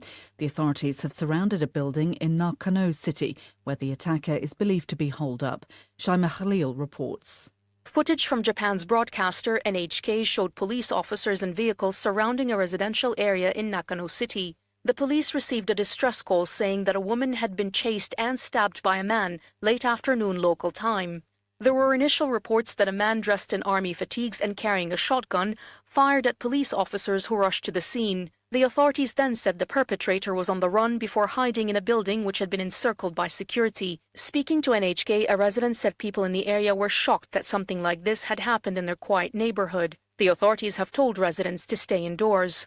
The latest official figures released in Britain say net migration rose to a record of more than 600,000 last year. Much of the rise is driven by resettlement schemes for people leaving Ukraine and Hong Kong, as well as overseas students. Most of those coming to the UK were non-EU nationals. Nigerians make up some of the largest numbers of newcomers. Mayeni Jones in Lagos explains. The latest statistics we're seeing that visas, student visas granted to Nigerian students have gone up 83%. In a year. They're among the top 5 nationalities with the biggest increase. And that's because for many Nigerians, particularly professionals, middle class with some qualifications, the state of the Nigerian economy has been very worrying. Inflation's at 20%, unemployment's at 40%. And so some of them have been looking to skill up, go back to university, get further qualifications in order to be more employable, either back home here or abroad. World News from the BBC. A court in Vietnam has given a 5.5-year prison sentence to a noodle seller for ridiculing one of the most powerful members of the government. Bui Tuan Lam posted a video online mimicking the theatrical gestures of the celebrity chef Salt Bae, whose restaurant the communist politician had visited in London. The minister, To Lam, was filmed being fed gold-covered steak, which cost more than his official monthly salary. The warring sides in Sudan have accused each other of being behind breaches of the latest ceasefire, now in its 3rd day. The 1-week truce was violated minutes after it came into effect on Monday night. Sporadic clashes between the army and a paramilitary, the Rapid Support Forces, have spilled over into Thursday, but some residents have been able to leave their homes for food, water and medical care. 4 students in Hong Kong have been sentenced to prison and juvenile detention over their roles in a plot to detonate bombs in public places. All 4 were part of a now disbanded group called Returning Valiant, which promoted Hong Kong's independence from communist-ruled China. They were tried under the territory's national security law that was imposed by Beijing almost 3 years ago in response to huge and sometimes violent pro-democracy protests. A delegation from Myanmar has arrived in southeastern Bangladesh to discuss a project to repatriate hundreds of Rohingya refugees. Here's our South Asia regional editor, Anbarasan Etarajan. The pilot project aims to repatriate about 1,000 Rohingya. China has facilitated talks between the 2 countries to discuss the issue. Bangladesh says the presence of hundreds of thousands of refugees is a huge drain on its resources and has caused security problems such as gang wars and drug smuggling. But refugees who crossed the border this month to see interim camps set up to house them say they don't want to return without guarantees on safety and citizenship rights. BBC News. We're just a click away. www.bestfm.com. Streaming live on the internet. Grandpa, where are you going? But see ya, I have business down by JPS and I need Steven to take me. I'm going to see what I owe and pay. You don't have to leave the yard, Pops. Just call 888-225-5577. You mean to tell me, say, me not have to wait in line anymore? Grandpa, I registered your account. So when you call from this phone, JPS already knows you and then just give you information. Look where me live, Fissy. Thank God for you young people. Half a tree, one and drive, half a tree. Bossy, how we do I take taxi start? Jano, I want to tell you, say, 2 months now, my transmission mash up, and I check everybody and can't hear nothing positive. Yeah, hear me? Yeah, waste all that time I shop around and never call the experts. Winters Auto have them. Them have over 35 years of experience and them diagnose the problem and get back your transmission brand new. With them service excellent and efficient. Trust me, man. Yeah, hear me? Call them at 929-7040 or go to them at 106 Maxfield Avenue, Kingston 13 and talk directly to the boss. Just tell them I'm me send you. You big star. Yeah, man. Respect my boss. I'm trying to call them guys. Trust me.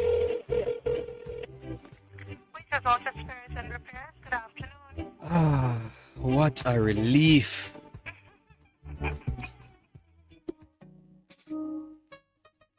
There will be days when you're too tired to move, to drive, but you think you have to because your vehicle won't wash itself, right?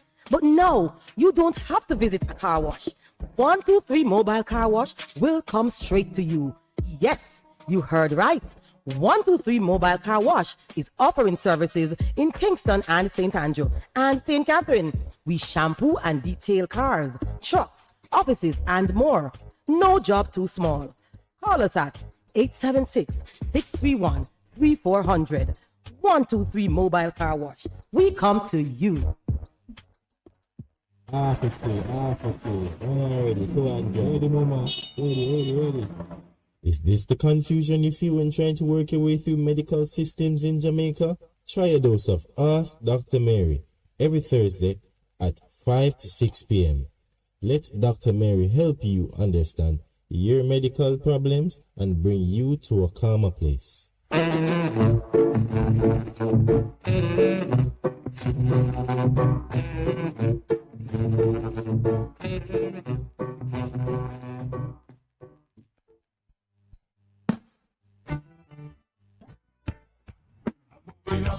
Bess 100 FM presents the Mature and Moving Up Show, Lascelles Butch Chen, on Thursdays from 6 to 9 p.m. Welcome to this pioneering radio program on our continuing work in our maturing years. Compellingly defined, educate and liberate the younger generation. Tune in and welcome. Veteran Printers for all your printing needs. We specialize in calendars, flyers, brochures, and more. Call us today at 968-7506. That's 968-7506. Or visit us at 4 East Bloomsbury Road, off Haggard Park Road. Veteran Printers, your best choice in printing.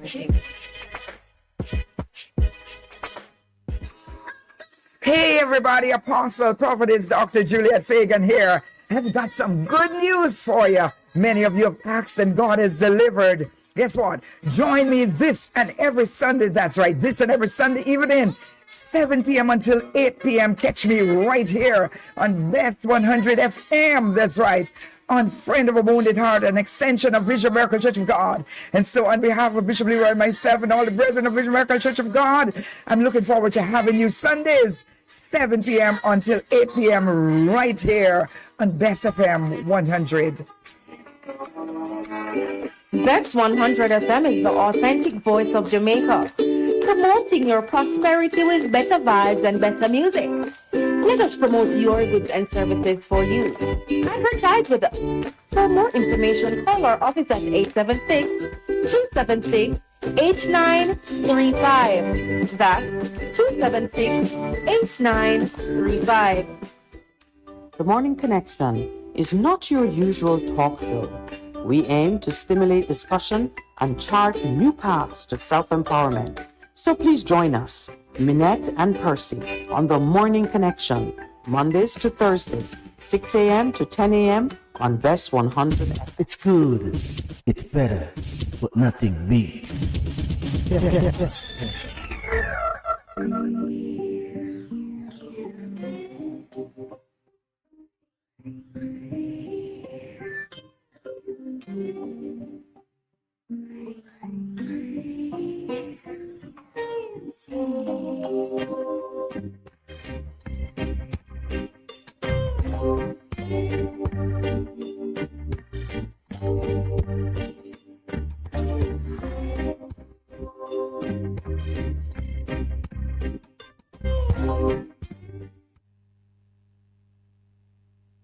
Welcome back. This is the segment in which we are going to spend some time with our JPS family, celebrating 100 years of age today. Wow, older than the Jamaican government. JPS have more institutional knowledge of things Jamaica than our current government. How important is institutional knowledge in terms of charting a course for an institution, for a nation? How important is that? If I had to give it like a percentage value of importance to success, I would say institutional knowledge is 85%. Where would you place it? And here's why I place it so high. Even looking at one's own life, when you think about the things that make you strong, the things that make you committed to pushing in whatever direction you choose, it is the cumulative weight or value of your life experience. Your own memory and knowledge of where you've been, what you've been through, your family, your heritage, all of those things lay the foundation for your positive growth. So the question. So me put it at 85% because I think that other 15% that I need now is room for the new things and the current and the new partners. But the question, as we speak about institutional knowledge, it's very important because institutional knowledge is what is some of the time you need to move away from to something new. Because if you know, so that's what I'm saying. Institutional knowledge is important. It was important for me as an individual to understand things of the past, things that are in my DNA, things that are in who I was and how I came to be, that I could know what to let go of and what to move forward in. And that is, you call it 15%. I think it's even greater than that. I think 85, you think it's I think about 90. Because when you know what you know, it's like when God was speaking to the children of Israel that come out of the promised land, been through the wilderness, and he says, now, all right, I am now bringing you into a new place. I'm giving you all of these things, but your success is going to be dependent on walking in obedience to me, because that will instruct you as what you need to break for and what you need to do. So I'm saying, all right. Let's argue what gives us the 5% differential. Okay. Yeah. I'm going to say why I put it at 85. And you tell me why you put it higher, at 90. The reason I put it at 85 is that knowledge of yourself can sometimes humbug you to the extent that your learned fears, epigenetics. Yes, you may end up giving it more weight. It can hold you. So I put it at 85, leaving myself with that little bit more room to acquire new skills, new strength. This is on the personal development side. Like, you know, I've taken my licks in some areas and I've had to say, all right, I need to have the foundation to let go of this and take up that. True. Personally. Now, this is now just me shifting so I can be in a better place to receive what is new and what is coming. So I put it at 85. You put it a little bit higher. Tell me why you put it a little bit higher. Because for me, you remember all this tell about the 80-20 rule. Yeah. I was reading something recently. Now you're at 90-10. Yes. So why are you at 90-10? You didn't need to say 80-20. No, it's 80-20. I just think that who you are, that change at that 10% is sufficient to bring about the new change that you need. 1% can bring about the new change. Yeah, but when you get the 10. All right. So here's why I think there's a difference in how we look at it. You've had a way more charmed life than me. I'm not sure about that. So you are confident that all of who you are and what you have experienced will account for 90%, will give you a 90% chance for success. But me, because I've taken some licks, me get licks in my life so some of the time. maybe mine were worse. No, I don't even know if it's worse. Me a little edge of conservatism with that to say, all right, I will let it. So that means you could go back down to 80. You mean no? If I really go back to 80, I wouldn't go back because I really think that the sum total of your experiences is the great bulk of the foundation for survival and moving forward.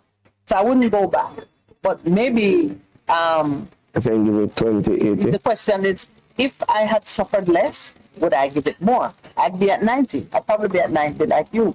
But I've left a little bit more room for the unknown to be of greater influence on me for what happens next than you have. You've left 10%. You said the unknown accounts for 10% of what will carry me into the future. I say it accounts for 15%. Because I am really looking forward to some major unknown things manifesting that will just change the picture. Or it could be that you've been serving in ministry for most of your adult life now. Yes? More than half. Right. You've been serving directly in ministry for a longer time. So 90% I think would be good for you. I agree. I think you're 90%. I wouldn't even spot on for you. I'm not trying to stone us in the unknown. Yes. No, but I wasn't even thinking of it unknown. I'm just saying, hey, basically. It has to be the unknown first, because we're talking about institutional knowledge. Knowledge already acquired, so that's nothing the unknown. The future is what is unknown. And we're saying the things to come will represent the mystery of God is you saying the mysteries of God. I walk in it. No, but we've walked in it, right? After this the mysteries in the 95 in your 90%. Yeah. And it's very much in my 85%. Yeah. The mysteries are there. And that's part of the foundation for success too. That you will get to that place where you've come to the limit of your own imagination and resources. And you know there's more to be done. But you don't have you can't find it in. As you talk about that, probably I should back my known to 70%. Because as I transition into some new things, I'm going into some waters. But I say, unknown. No, man, the unknown. The unknown really is becoming greater. Becoming greater. Yes. So you see the logic that I was applying to it, because when you are giving it weight, that's the assessment you're making now. You're saying, well, how much of what has already happened to me will determine what happens next? I say 85%. But you, as you are seeing, I look at it and I say, boy, more uncertainties ahead of you, you realize that, hey, I think I know plenty. But there is more now than I don't know. That is, you understand. So it is a very serious thing. But the institutional knowledge would follow it. Make that assessment of your own life. Yeah. Make that assessment of your own life. I have the future to come. I'm hopeful about it, or I am. Your posture, whether you're hopeful or you're filled with trepidation, determines very much on what you've experienced today, doesn't it? Yeah, and it's like Abraham, get up from what you know, and I'm taking you into the unknown. I feel like that in some ways. Yeah. I remember at that time, Abraham was not a poor man, his father was not poor. And he was established. So to come out of your place of comfort that you already know and head south to a place that I am taking you. But even as I made reference,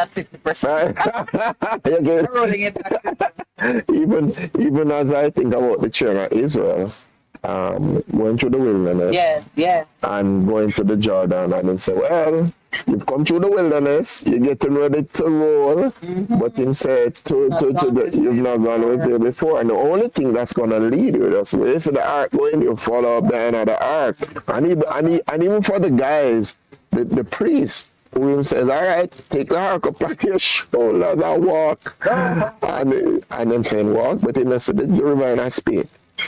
And a river in spade. Imagine the real cobra in spade. I usually see Robbie put on a brown coat and coming down, as we call it. But I'm saying to us, I'm saying, go on, when you go in this faith for me, in a very personal way, becomes an even greater need. Something you need to walk in. But your faith is also a great influence coming onto your path. Yes. And the faith is based on what God has done in the past. So you're saying, all right, we're good to go. You know? So having lived that, your faith is less of an unknown. In fact, your faith is the only known thing of certainty. The only thing you know. Stepping into the future. But why are we talking about this? Because of course, as always, we want you to be knowledgeable of self and to use the best tools that you can to chart your personal course. But also, when it comes to appreciating the entities, the corporations that are part of your journey as a nation, it's good to know that there are strengths that you can draw on. There's institutional knowledge institutional knowledge is a key asset on the balance sheet of a nation. We complain about it all the time when government agencies refuse to document their processes so you can have certainty in the administration of your business with them. I challenge the OUR about that all the time. There are major regulator in this nation, and they do not document enough of their processes, the procedures, what you can expect. You do something with them today, next week is a whole different experience. There's no certainty, no continuity. Somebody said me if I tell you. Knowledge, you have to build on it. I was in an institution locally, and I told her, I went to Monday, you can't do it today because you have to upgrade this. Went to Tuesday, can't do it, kind of thing. Went to Wednesday. Is it a government institution? No, it was a private entity. Yeah, and I said to them, it looks like dependent on who am I facing. It's a whole different and I was saying to the lady then, I said, with the expertise that you have, you need to, even as a gift to this organization, write it down, cause write it down, so anybody can just read it and say, this, so a customer come in. I came in, I told you, they was cussing blue thing. Remember they were the lady? Yes. You did your own Monday, Tuesday, Wednesday. Did your restorative justice work? No, man. She was cussing blue murder, and she said, why? And she's coming all the way from England to do something. Completely. And when she comes, she have another story, and I'm saying, hello, you want these people business or not? So that is the value of institutions documenting their experience and allowing better customer satisfaction and service, because each time you come, if you meet a new worker or a senior worker, same experience. And it must be dependent on who's been in the organization longest, I think. It's just a straight procedure. So when I'm going up now, I think I'm finished, and I give the lady, say, you need 2 IDs. Me say, but you never tell me that. All right. You never tell me that. And I was and the other lady who had walked, she said, no, I can't identify. I said, no, but that is not good enough. No, right. You're lucky, because it's just luck. Yeah. Why that someone... She said, I can't save. I said, no, man, you don't have to do better than write it down. But which tells you, that's also a vulnerability in the organization, because if you wanted to set them up for fraud, all you would do is just visit them every day for a week until people know you. And when you come in, they say, no, man, Mr. So-and-so, you've been coming here all So some people do it, you take it for joke. I speak wisdom. That's why sometimes when you are conned, yeah, a confidence trick has been played on you. Don't feel bad. That's how people are scammed and they build a relationship over the phone with the person and them say, no, man. They study your way and they know. They say, no, man, that's so come here all the time. And like that, you're in. That, you're in. So one of the ways to avoid it, if you have a system, the system works every time, whether you know the person or not. So institutional knowledge is critical. And when Ms. Williams is here with us in another few minutes, we're going to find out just what JPS has learned and documented about their interaction with Jamaica, their time in Jamaica for the last 100 years. It's important for us to understand it as we seek to partner with them or engage with them as a partner for the future. Matters of energy, conservation, consumption, pricing, those matters are very, very important for the future. We're going into a future where you're going to hear more about energy vouchers than you will about cash. You understand that? Yeah, talk about stuff. So you got to understand what's happening with JPS, where they've been, and what it is that they can teach us about Jamaica. They know more things about Jamaica than me and you because they're 100 years old. And you speak, I was going to say speak of the angel, and she comes to the door, gifts in her hand. Birthday. We don't want to get the listeners to feel that they're gifts for you, but not for them. I'm sure she has a... No, man, she have all the vouchers that she's going to give today, seeing that somebody has won it already. JPS box. Yeah. A JPS energy voucher is worth more than a Jamaican dollar, you know. Because it includes a hedge against inflation. It does. The dollar in your hand. Yes, because remember that they get their calculations, the government insulate them against certain losses. They're insulated against loss, whereas your money not insulated against any kind of loss. All right, we are just about on the cusp of the 8:30 break. We're gonna start the next segment with the wonderful Miss Audrey Williams. She is vivacious. She is already on property, and yes, she did bring something big and wrapped and beautiful. What is all the one say? I want she bring I don't deep on it. Yeah, that can say only one. Me see she brings something. I wonder. So we can share. Remember, you and I believe in a place of abundance. Yeah. Whatever it is. There's more than enough for everybody. And when if it is just for us and the listeners can participate, when we describe the experience to you, you will share in it. I don't understand you. What? I not share none with you today. Today, I know abundant thing. When you get it from me, I not give none. What is mine is mine. Yes. It's not what the ladies do all the time. What is mine, and what is his is ours. Never. That's that rumor I hear when I talk to you. It's a rumor? I'm looking at this picture of a scene in Beijing. I recognize the building. Interesting. I know this building. You see, shaped like a U. You see this picture? People linger in the central business district in Beijing. October. First, stop looking at the beautiful box. Look at Audrey instead. And stop looking at the beautiful box that she brought. You know, I've been looking at Audrey for many years. Now, Audrey go back enough years, you know. She never tell you that. Yeah. When she was in kindergarten and you were a big senior man. I'm working my way into getting the box. Audrey, all right. She try, but we not take her on this morning. Right when we return, we have the 100-year-old but looking fabulous Audrey Williams. She have to tell us what is the secret to the youth. Absolutely, the longevity and the youthfulness. So please stay with us. We're going to be right back.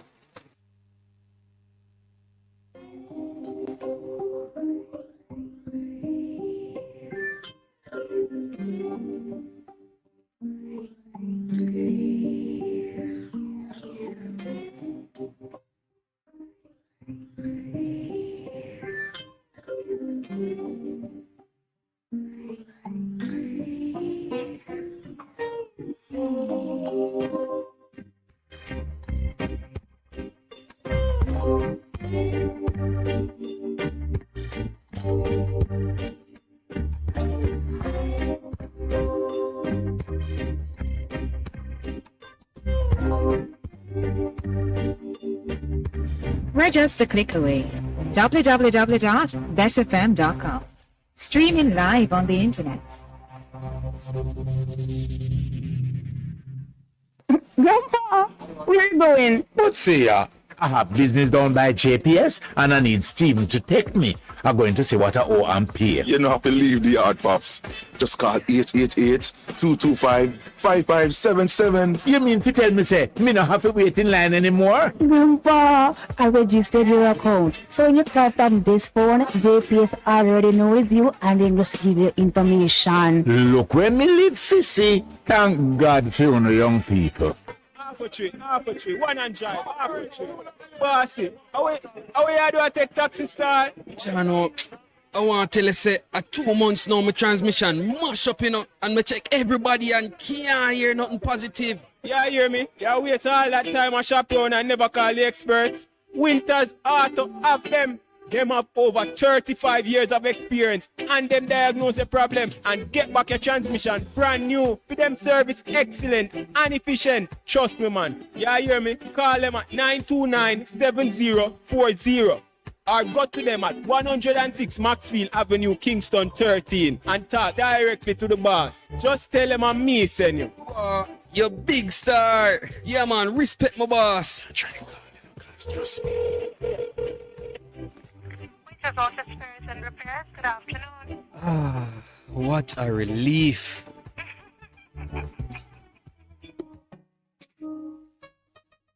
There will be days when you're too tired to move, to drive, but you think you have to because your vehicle won't wash itself, right? But no, you don't have to visit a car wash. 123 Mobile Car Wash will come straight to you. Yes, you heard right. 123 Mobile Car Wash is offering services in Kingston and St. Andrew and St. Catherine.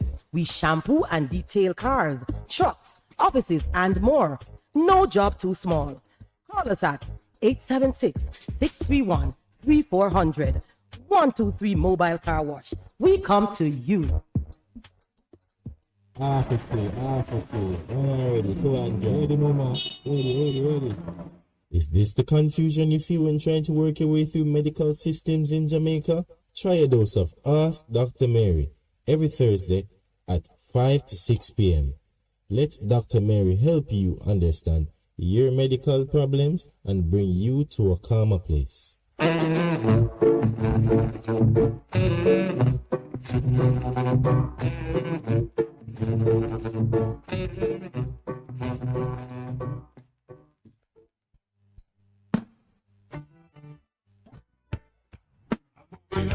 Bess 100 FM presents the Mature and Moving Up Show, Lascelles Butch Chen, on Thursdays from 6 to 9 p.m. Welcome to this pioneering radio program on our continuing work in our maturing years. Compellingly defined, educate and liberate the younger generation. Tune in and welcome. The Morning Connection is not your usual talk show. We aim to stimulate discussion and chart new paths to self-empowerment. So please join us, Minett and Percy, on The Morning Connection, Mondays to Thursdays, 6 a.m. to 10 a.m. on Bess 100. It's good. It's better, but nothing beats.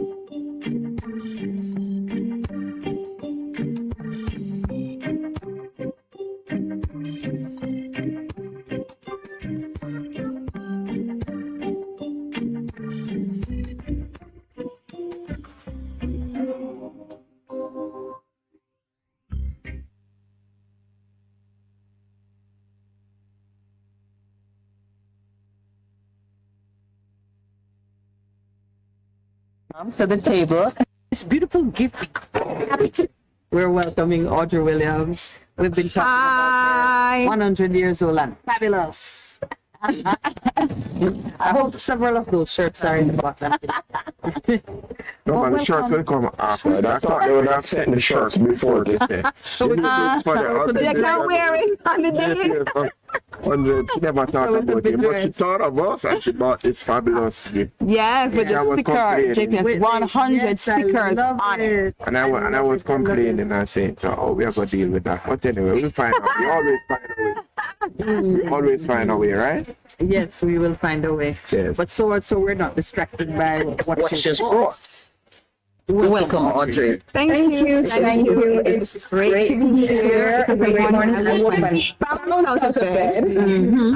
Sometimes I do it every morning, though. But at 100 you did. But today, 100 years old today, on May 25, 1923, in India Electric and Kingston Electric came together and made the public service.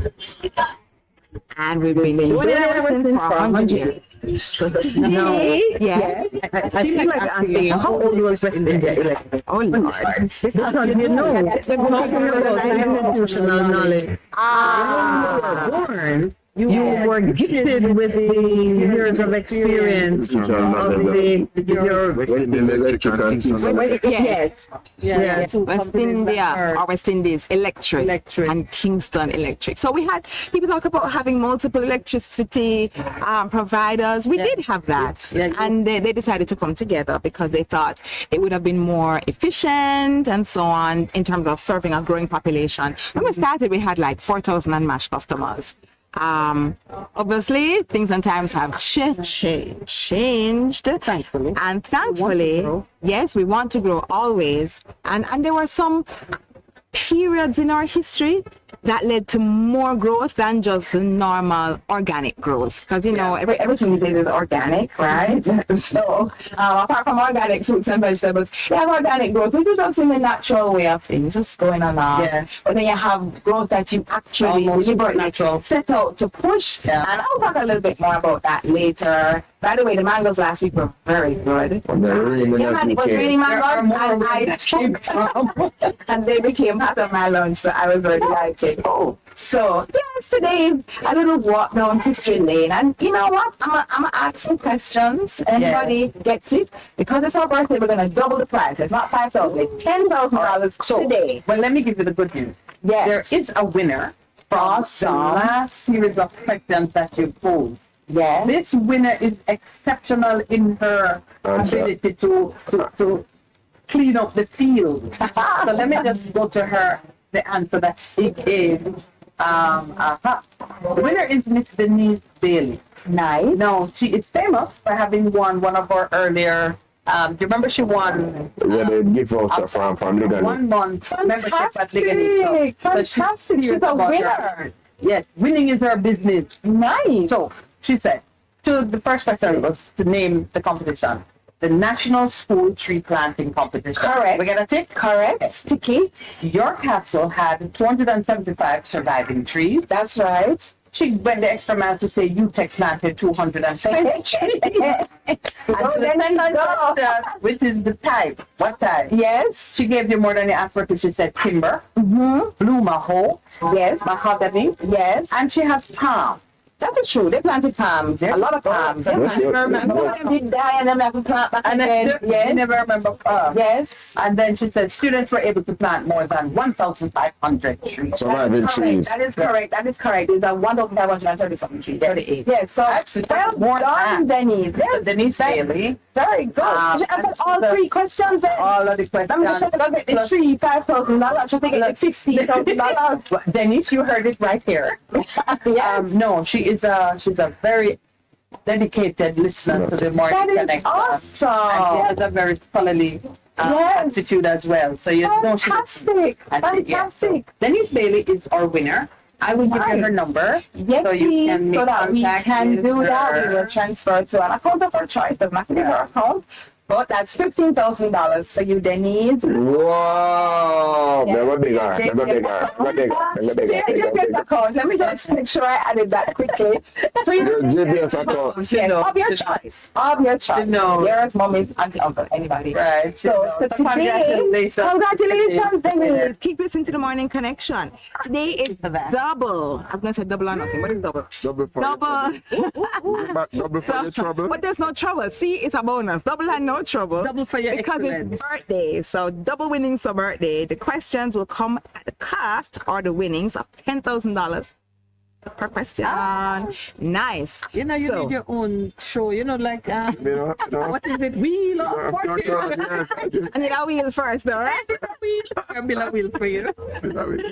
Oh my gosh. Right, and so double award. Yes. Yes. It's all about birthday winnings this morning. Find a way that Percy and myself can win. Winners all around. Oh, we can be winners all around. So we're gonna start with early history. Well, yeah, kind of early history. We start off with big historical. I tell you, this is just, I know, right? But this is just my notebook, my poor notebook. Yeah, institutional knowledge. Can I tell you? So we start off with the tram car. So these are just milestones. And so JPS operated the tram car, which was the public transportation. It wasn't the only though, because there were buses as well. But the tram car was, yes, they carried new cars and all of those. Still, yes. In 1920, people still had their little dray and so on. Yeah. I know that my grandmother used to use her donkey from up Barton's side to come down to Old Harbor Market where she sold her stuff in the market. So she rode her donkey with her hamper. Yes. And parked her donkey.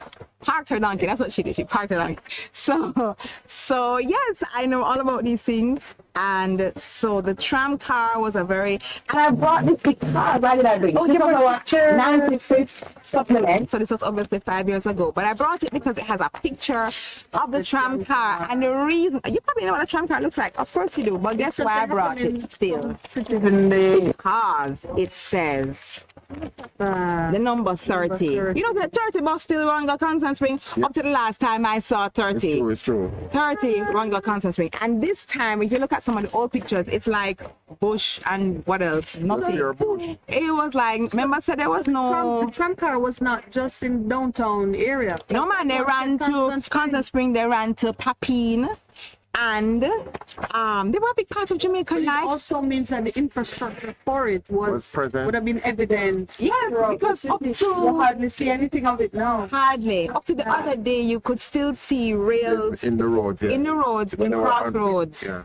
And I think it was the last set of roadworks that finally asphalted over those rails. Yeah. But up to very recently, you could still see the rails in the road. And I brought a little section of a poem. It's a little excerpt from Miss Lou. Yes.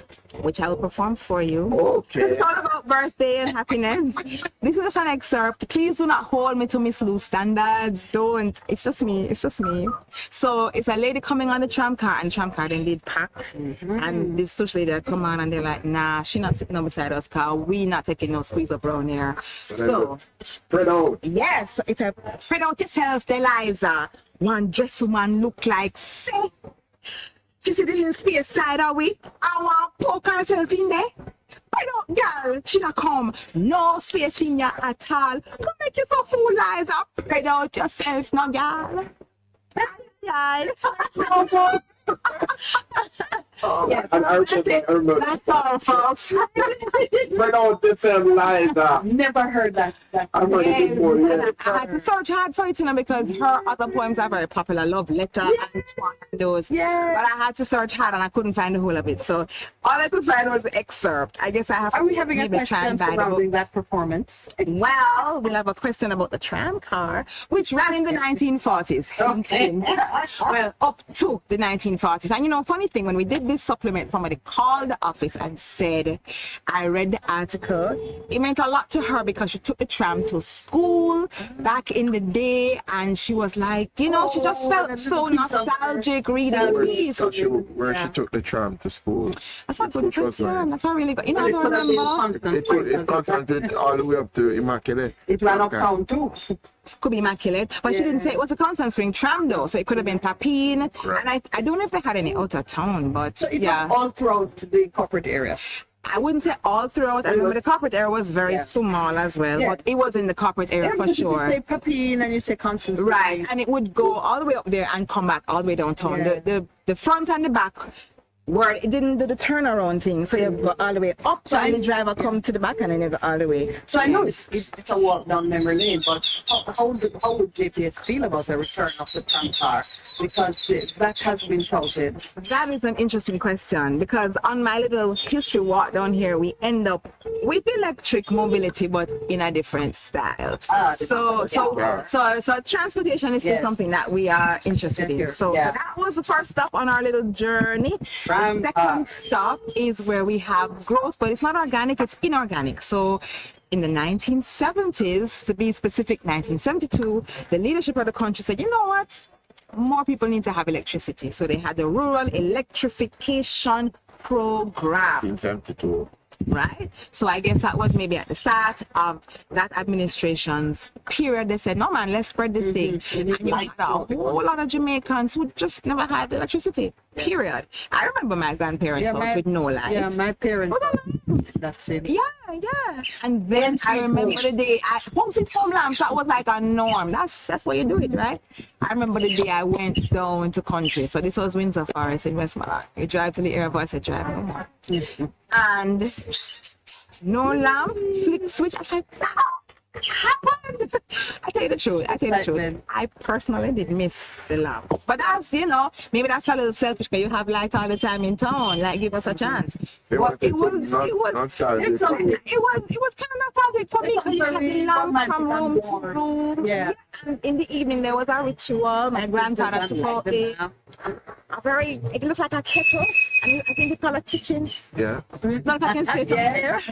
And you pump it up, and then you would hang it as a nail there. You'd hang it in the doorway, and it lit up the entire. But what I found the lamp did, more than say regular electricity, is it kept the family together because you wouldn't just go off on your own. You would all be together. The area. We'd all be together, and then grandma would have us read the Bible, because that was like every evening without fail. So you read the Bible, you had supper, like very light supper, like tea, Milo with maybe some bread or fried dumpling and toast. No, we never. No, man, no, we never fry nothing. And then we would chat and tell stories and laugh. And yes, it was being a partner. And you see a lighter side of your elders. Yes. And that was life before REP. But REP did a wonderful job. No, she didn't have TV. Wow. No, she didn't have other things. They had radio before. I don't know what they ran it on. Oh, battery. They had radio before.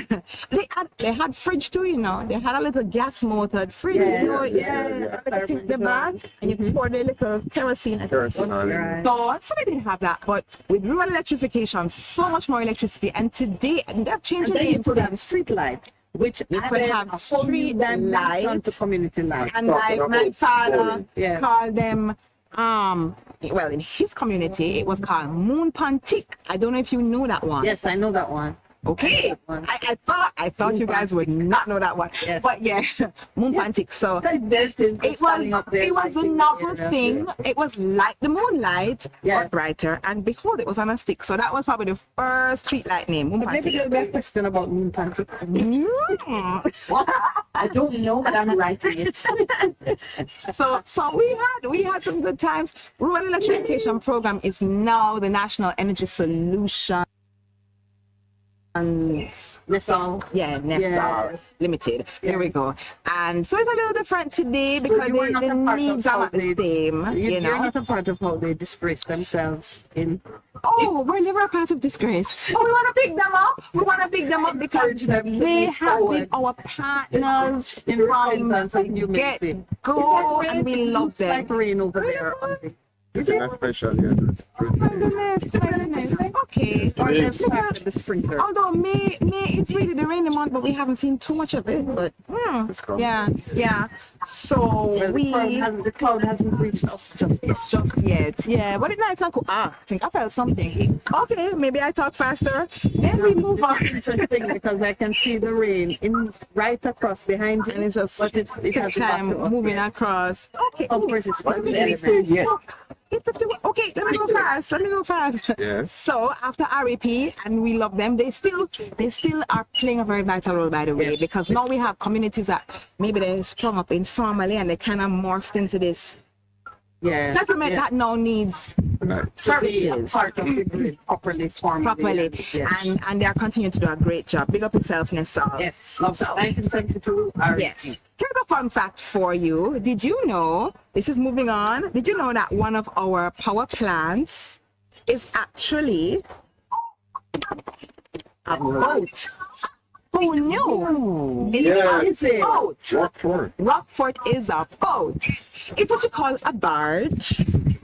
And it was built in 1984 and commissioned in 1985. And let me tell you a fun fact about Rockford. Here's my institutional knowledge.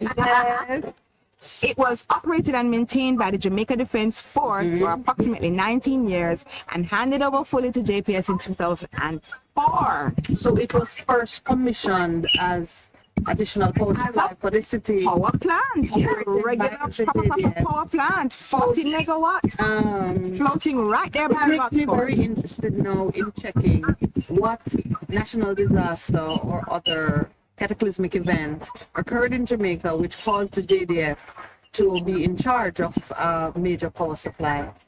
I say it because after hurricanes or major, I'm curious. When we talk about institutional knowledge, we are looking for the history of how our nation coped with change, how they innovated, and you're giving some details here that tells us that JPS has the history and the capacity to forward the times, to make critical, high-value changes that brought positive change to the very positive. I mean, just street light alone. I'm a country girl, so I know if you can't walk the streets, that's it. You're under house arrest until the sun comes. That is it. Or it's a bright moving line. Be home by street light. Come on, that was a timer for some people. You must be home by street light. Come on. Yeah. So, and that changed the whole social dynamics at the community level. Just being able to have those additional hours, nightlife. And to your question about Rockford, I'm telling you talk about the power barge. The power barge. So the idea behind the floating power barge is that it needs to be accessible. It needs to remain floating if ever there's an emergency situation. Yes. So maybe it can float around to the other side. It can do whatever. It's portable. So it's a portable energy supply. But if you pass it right now, you think it's a building. It is also type of built right now, really except that if you go to the edge, you'll realize, it's you're not a part of the land. It's a boat. I never went from the years. Well, part of it. Yeah. Do you do tours? Does JPS do tours like even in the 100th We year? have done we do tours all the time. School children are always wanting to do tours. It makes sense that you would do tours. Yeah, man. So Olaba was decommissioned and a new power plant was put up as the newest one, but it's not entirely owned by JPS, the South Jamaica Power Company. Right. I mean, the time has run away and I didn't even tell you about the foundation and all these things. It's your birthday. You're 100 years old. It's your birthday. So we give you extra time. 100-year movement. Okay, let me go to the other two. So, fast forward to 2012, JPS Foundation. So just to be clear, while the JPS Foundation is our arm of social responsibility, right? We have been in that area from 2012.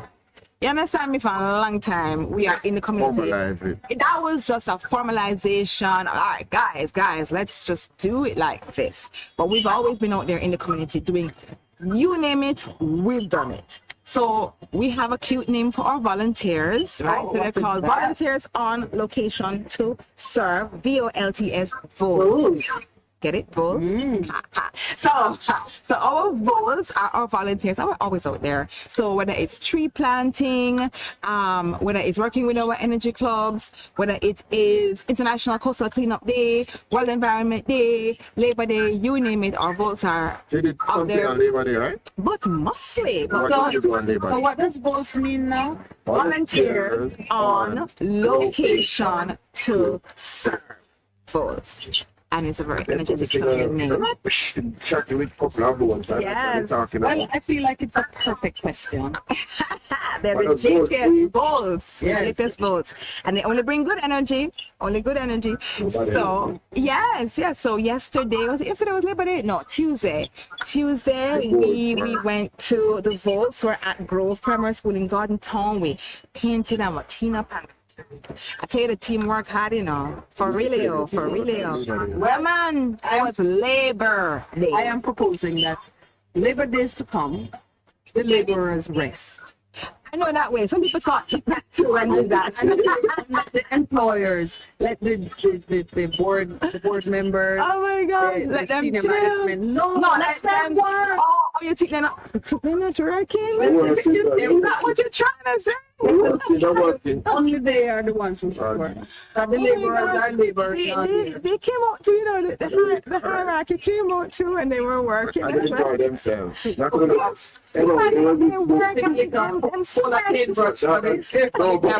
No, that was so funny. Somebody said, this person painting and this thing no open. That's wild. Why don't do that? If you're gonna go there for the picture, at least paint for real, for the picture even. Listen, man, unless I see paint on your hand and your face. You never do. You're only posing. Sure, man. When we were out to work, we were at Grove Primary School. We were at Irving Primary School in Montego Bay. Grove is in Garden Town. So you have to go up Irving in St. James. Yes. We were in Central Jamaica. Okay, so what we did, we had 3 projects. Yes. We had Garden Town, the Irving in St. James, and we had Cocoon in Hanover. Cocoon, yeah. A primary school? No, it's a community, so we were helping to retrofit a container. So, you know, container living is a big thing, and container office, and container internet. So we were helping. Container prison. People live in a container, big. Oh, okay, yes, I should. All right, we'll take that offline. First, it's not a fan. Bulletproof. And you were retrofitting. Is it bulletproof? Container? Well, you're in Cocoon. Yes, we're helping. So that is, I believe so, but I'm going to double check that. Yes. But it was definitely for ongoing everyday use. So if it wasn't a classroom, I'm going to double check that for you. But that was not all in all, because what you have sometimes within the organization, you have people who are doing various things outside of the centralized, like these are the 3 big projects. You might have a team that says, guys, let's go to the children's home down the road. Guys, let's do that level. So at the local JPS level, if you will, you also have, we're island-wide, you know. That's true. So we are out there, out and bad. Ooh, I'm racing. So E-Drive, no pun intended, coming a little forward now. 3 years old. The E-Drive project is a collaboration. 2020. Yes, 3 years. Yes, my maths is holding up. So that was a collaboration between the JPS Foundation and the IDD Lab. And it's about promoting awareness of electric vehicles, how they are used, what you can do, and so on. Right now, we have a training program going on with NCA. That's right. EV technicians and first responders. Let me go forward fast. And last of all, Charge and Go. So what is Charge and Go? Charge and Go is the JPS network of charging stations. Just like where you have gas station, well, you have electric vehicle charging stations. And we are continuing to build them out so that after a while, rolling up to a charging station be like rolling up to a gas station, right? So most people really, though, internationally charge at home. But there's a thing called range anxiety. Yes. And it's like, oh my God, what happened to my the charging stations are out there, so you don't panic, you don't stress about how am I going to get back home. Certainty. It's the anxiety I get when the producer made it. You made it. But please stay a little bit with us. We're going to take the break and then we'll come back. First, we'll sing happy birthday again. You will do the birthday. Oh, Lord. You're always singing happy birthday. We're going to be right back. Please stay with us. And congratulations again to Morning Connection listener Denise Bailey, who won $15,000.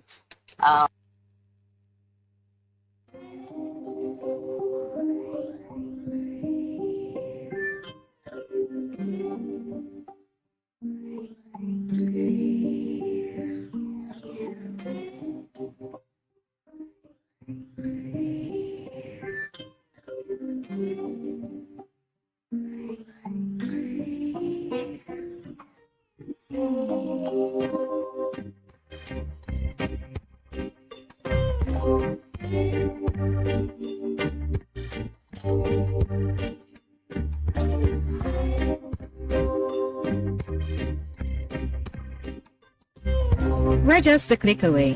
www.bestfm.com. Streaming live on the internet. Hello.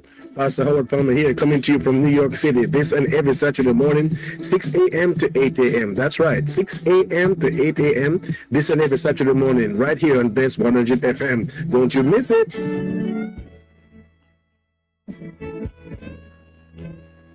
Goodness mercy, it's me again, Lord, your restorer, your game changer. Join me every Saturday morning at 9 a.m. to 10 a.m. and Best FM 100. It's Apostle Clive Campbell, aka the Khaki Soup Man, coming to you from 8 to 12 Orange Street, also Richmond District, Mandeville. Embrace the change.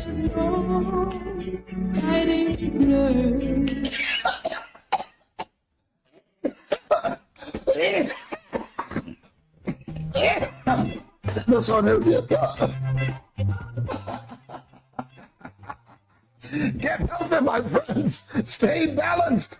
Tune into this station, Bess FM 100, every Saturday morning, 8 o'clock to 9, for this wonderful program, Your Health Today, with me, Dr. Clarion Palmer. Yes, get healthy. Stay balanced. Bess FM 100, Saturday morning, 8 o'clock, with me, Dr. P. Get healthy.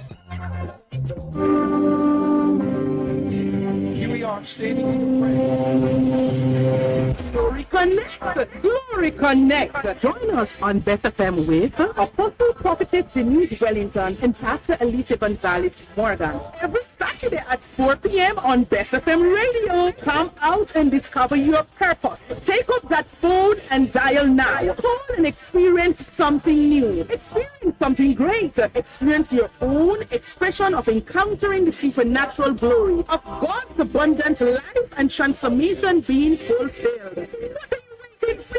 Are you depressed, oppressed, worn out, tired, or stressed? Have you discovered your true purposes yet? This is the moment. What are you waiting for? Connect now to Glory Connection. Call and experience the Word of God, intercession, healing, and deliverance. Experience something great. Receive salvation and breakthrough. Connect. Tell a friend, family, and your neighbor. See you then. Best 100 FM is the authentic voice of Jamaica, promoting your prosperity with better vibes and better music. Let us promote your goods and services for you.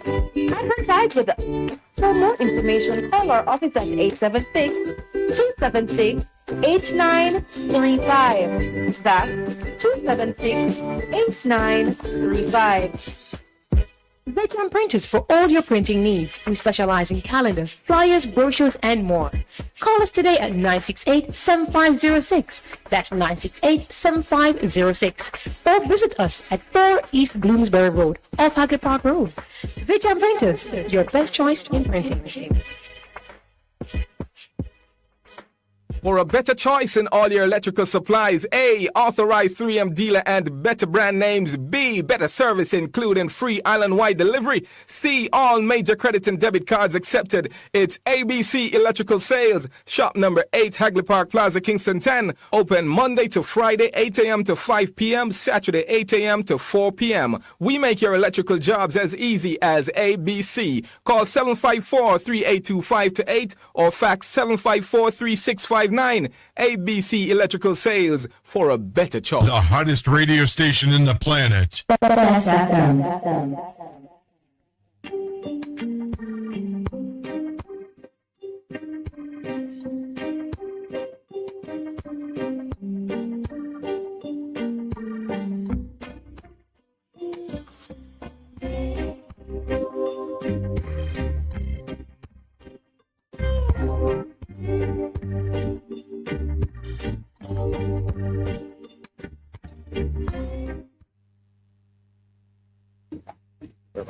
Right, welcome back. I'm so sorry that when we go off air, we don't get to enjoy the jokes and the fun that we have with Miss Audrey here, and our other guest is also waiting in the wings. So now, money time. Money. Alrighty. So like I said today, double for the birthday.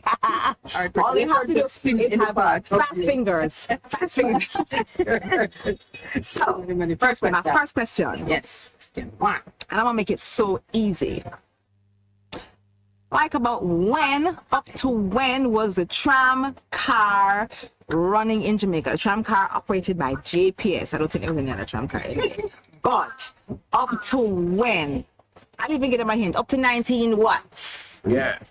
Right? That's the first question. Right? The second question. Fun fact. Which power plant is actually a boat? I know. Or as some people say, a barge. That's the proper name. I don't want the Rockford team come at me and say, did you really go on and say we are a boat? Did you really do that? They're a barge, folks. And the third question is, what is the name of the network of electric vehicle charging stations that JPS is building out so that you can charge your electric vehicle? I know. What's the name? And Park today, and Go. I love it. We have a winner. Oh my God. No, they're not answering today. They have another 3 days. of course, she just made it really easy. And I can call the hint in the test. Like the test, and the teacher and I was like, You're lucky I was never called the other 3. Oh my God. But today is double for your birthday, so each prize is worth $10,000 each cash to your JPS account. I mean, not like just wipe out your JPS bill, or at least a big contribution. All right, repeat the third question. What is the name of the network? The name of the network that you can charge your electric vehicle at. We're building out that network right across Jamaica. What's the name of that network? No, we are the bigger, better network. Okay. Please don't come at me, guys. It's just a joke. We love all the networks. We love all of you. It's just a 100-year joke. Please don't come at me. Don't come at me. Okay. Listen, I love it. Thank you so much. Thank you so much for having me. And for rewarding our listeners. I hope that's like 3 persons qualified. No offense, they need to know your brand. But I'd love it if we had 3 different persons so we could spread the love. It's been a joy. Congratulations on your centenarial accomplishment. And you are so welcome. It's better to give than to receive. So it's our birthday and we do the giving. I love it that way. Perhaps you could formally do a handover for the camera. Yes. Well, just put it between. Or just put it over here. That will do as well. I don't want to crush your glass. See, there's nothing in there. Okay. Okay, and then if they, yes, I'll just touch it to show I'm involved. Percy, please don't drop it. Thank you, dear. You are most welcome. All right. Awesome. Great being here, guys. Have yourselves a What else you doing fabulous day. Tell us. Well, when is the big party? I did not get an invite. Is it a surprise today? We're gonna have some surprises in the can, but today's a virtual party staff-wide because you know it's hard to really say everybody come here now and then all the lights there, all the lights there.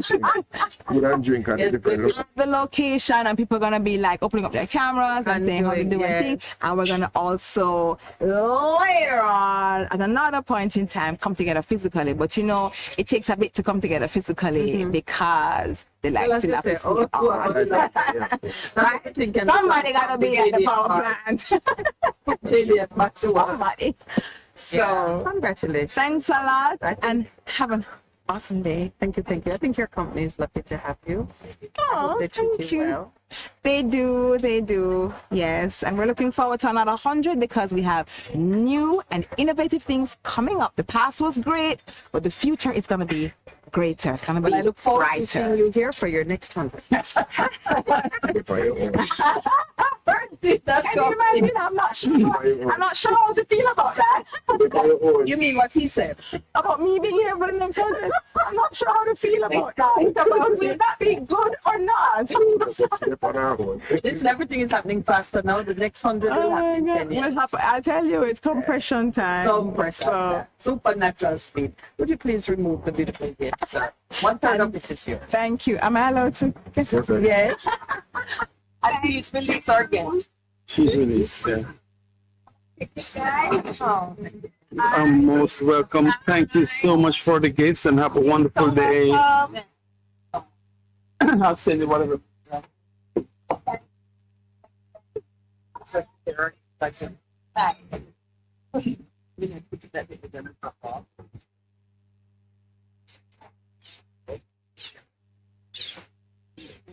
Oh, and I see the word Lord. We send on the customer of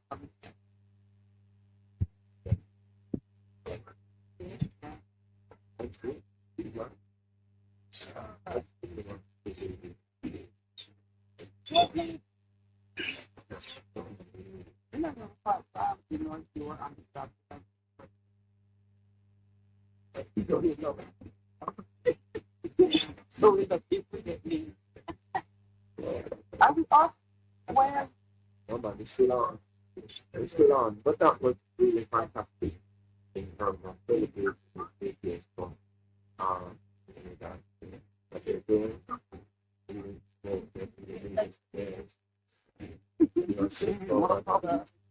And of course, our friend and she brought your lookalike joining us on play. So for a moment there, I thought we were on. We were not on. Oh, well, Michelle, I've already promised you the box on national radio. So we have to keep her that one. Sure. All that. No. Maybe 2 months ago, was it? I know the elections were going to be in January, and I thought at the time, what a far away election. But, so maybe it was December we spoke with him. Last year, we spoke with Dr. beautiful daughter of Jamaica, living in faraway country, and it was her daughter and a little handbag. Yeah, not a gift for the whole. And at the time, you had thrown your capital to be the president of one of the premier associations that serve the diaspora. Yes. But more importantly, you were continuing with a commitment to be a friend to Jamaica, notwithstanding your many years living abroad. Well, I can see you were fruitful while living abroad. Oh my God. What is your daughter's name? Amaya.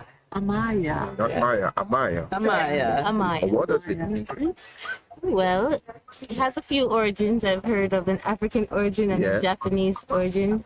The Japanese one is Night Rain, and the African one is Royal. Royal. So to say the Royal. No, it's wrong. Because rain in the night is such a blessing. It's not an inconvenience. It's peaceful. It's refreshing. It does all the work. Just now we had to command the heavens to hold the rain so we could have the interview with you. God is being merciful. You said the rain has been held. so we can be finished with our business here. Because rain in the day sometimes is not convenient. Right. But rain in the night is Oh my convenient. So we welcome Amaya. Amaya. Miss Rose. Yeah, Anybody Mother. call you Miss Rose? A lot of people. Miss Rose, Auntie are you? Rose, Baba Rose. I take all of them wherever it fits. It's funny, because I've been exposed to Africa a lot. Now I understand Mama in a different way. In a different Used to think way. Mama was some old-fashioned country way. No, when I hear Mama, I feel like I've been honored. Yes. So welcome, Mama Rose and Princess Amaya. Thank you. You live in Jamaica today, so let me start from the beginning. Why were you here? Few things. Yeah. First of all, I was invited to be on People's Profile years ago. Yeah. And then the pandemic happened. I happened to run into someone 3-4 months ago, and I was invited. And finally, last week, I was told, this is your Season. time. All right. Season. So when will it air? When it aired, yes. At the lecture I catch. June 11th. June At 11th. 6:30. Yeah, we do an advertisement for TVJ. Oh, wow. Oh, wow. We're doing it now on the 11th of June. Tune in yes. to Profile on TVJ. So we can catch up with Rose. Wow. Well, I know God's the producer already has it locked because he heard that it was going to be when you spoke with him before coming here. Thank you for coming to join us. I know you're leaving today. What's on the agenda now that you are, I'd say, back on the horse serving the diaspora? I know. Well, many things. I have initiatives set up, and my primal focus is telehealth. Telehealth? Telehealth, yes. During the pandemic, I found out how necessary it was to keep in touch with our patient, with the diaspora, with everyone, to ensure that they were taking care of their health and that they were getting the help that they need. So because you're a lady who would never take Jamaica out of your heart, your telehealth initiative includes crossing borders. Yes. So how are you approaching it for Jamaica? We are working on some information now that we will have people on the ground. Yes. So that when I see them over, whatever device we do, wherever. You have support on ground. Support on ground, because if I had someone who is hypertensive, high blood pressure, and I'm going to prescribe their medication, I would want to know what the blood pressure reading is. Okay. So I have someone on the check all trained, the vitals. yes, check all the vitals to make sure that the medication that I'm prescribing. And by the way, I have prescribing right to Jamaica. Thank you, Jesus. Is that new? I mean, that's just started for you, or you had been working on it for a while? Whenever time I came on mission, we were privileged, but I worked out something legally, ethically. Yeah, we know you can. Yes, we know you can. Yes, Because we have posted missions. We have to go through Ministry of Health. Yeah. Good right prescriptions. And kind of thing, Right. So I have to go through a lot of paperwork to get be that registered legitimate. locally. Yeah. Are you good now? I'm good. Thank You God. know, I I'm tell you, good. that is such a blessing, because you working through your charitable organizations as you do can make a huge difference for persons who can't really afford to go to the private doctor or to make it to the clinic. This is a beautiful direction that you're taking things for Jamaica. Yes. So you spoke about that on Profile? I did not get the yes. So I have a yes, I did. I just remember I did. Yes. So I did. Well, maybe in another discussion, because you're still working on it. Yes. But I guess you are then seeking ways to make it accessible. Of So course. persons know that this facilitation exists. Yes. A legitimate Jamaican born doctor who can see you, prescribe, treat you through technology, the use of technology, with ground support, so that it makes sense. And have prescriptive and have rights to, because now, for a long time, you could just send by WhatsApp or email your prescription to the pharmacy. So you have that all set up. Yes. That's all registered. Good to go. Are you seeking partners to make this bigger, better, or so far it's your initiative? As a matter of fact, I am collaborating with the Dr. Claire Nelson, she has this organization, the Caribbean Institute, where not just Jamaicans, but all of us are gelling together to have a Caribbean comprehensive. Institute. So the Yes. Caribbean Institute is not a local organization. It's This is the in the organization in the started diaspora. in New York. Okay. In New York. Right. So we are joining forces together to ensure that we have many parts that we will be utilizing to offset, to augment. So yes, so it's not a burden on too few hands. Yes, Yeah. yes. My grandmother used to say, many hands make work light. Absolutely. It's still true. We were talking before you came. Percival and I were talking about institutional knowledge and even just the way the handing over of knowledge from the elders to the next generation establishes continuity and success. We placed it. He was at, well, we were trying to place a value on it to say, if you had to put a value on what this kind of knowledge contributes to your success, where would you put it? I had put mine at a Institutional knowledge. at 85%. Where would you put it? I would put mine at a 90% and teaching without knowledge. You're too far from it. A high five, you. That's a high five moment right there. Yes. Yes. Teaching. Yes. Teaching. Is important. You were at 90. And then, but you see now, as we talk about value, and I think when children of the diaspora come home, whether you come home physically or your heart has turned back to your country, yes, there is something you bring with the knowledge and the experience that you've garnered elsewhere, which becomes a part of culture and life in your home country. Natural mystic. Natural. Yeah, that's what it is. I want to. And so, Amalia, what do you do? Ooh. Well, where do we start?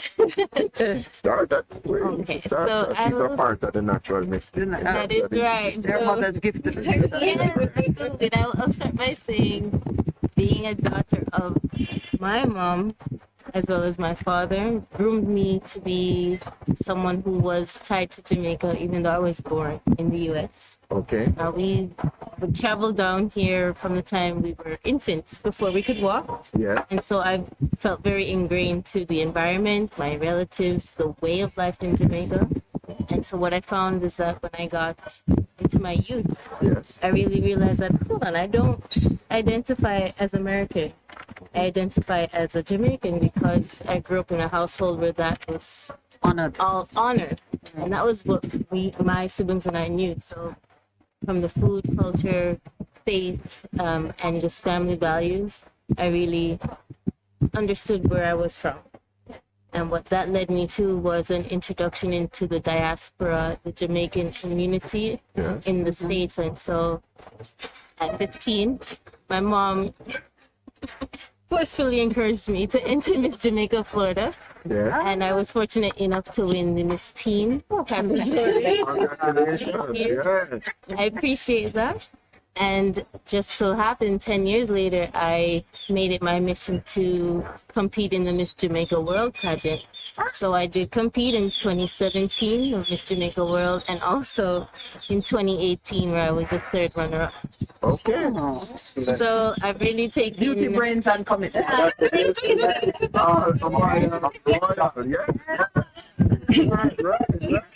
Thank you. So, upon my completion of my pageant experience, I too went into diaspora leadership. I was the inaugural Southern USA regional leader of the Global Jamaica Diaspora Youth Council. That's right. So I served from 2020 to 2023, the height of the pandemic, but at the same time, my cohort and I did a lot to galvanize, energize, motivate, and encourage young Jamaicans living abroad in the Southern USA region where I serve to maintain an affinity to Jamaica and be aware of how they can contribute to nation building. Because of course, like you shared, the knowledge that you gain overseas does become a part of the tapestry here locally.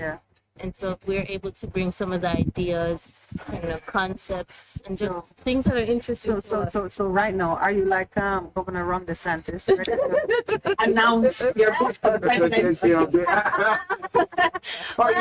Or you're just taking a break from? I would say I'm taking a little break, giving some more attention to more personal things, which is important, that involving my career as well. For the whole person. And in what industry is that career? Oh, so I guess apples don't fall far from the tree. So my mom is a doctor of nurse practitioner, but I am actually trying to get into medicine.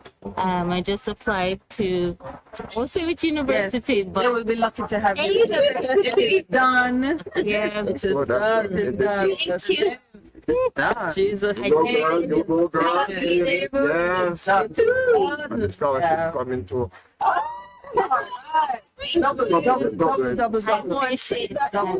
Scholarships are coming too. It is done. You know why the scholarships are coming? Wow. Because of what your parents have sown. Yes. Harvest time. Harvest About time. 3 penny mangoes. But in terms of what become your reality now. Yes. I can only be grateful. Do you know, Yes. this is just ridiculous, wonderful.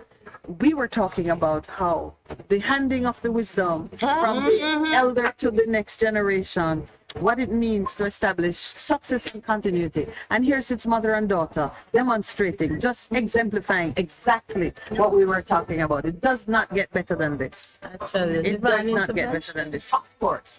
Carefully orchestrated. Because remember, I'd only heard that you were here. Yes. So when I heard you were here, I sent a little note to say, you're here, let's catch up.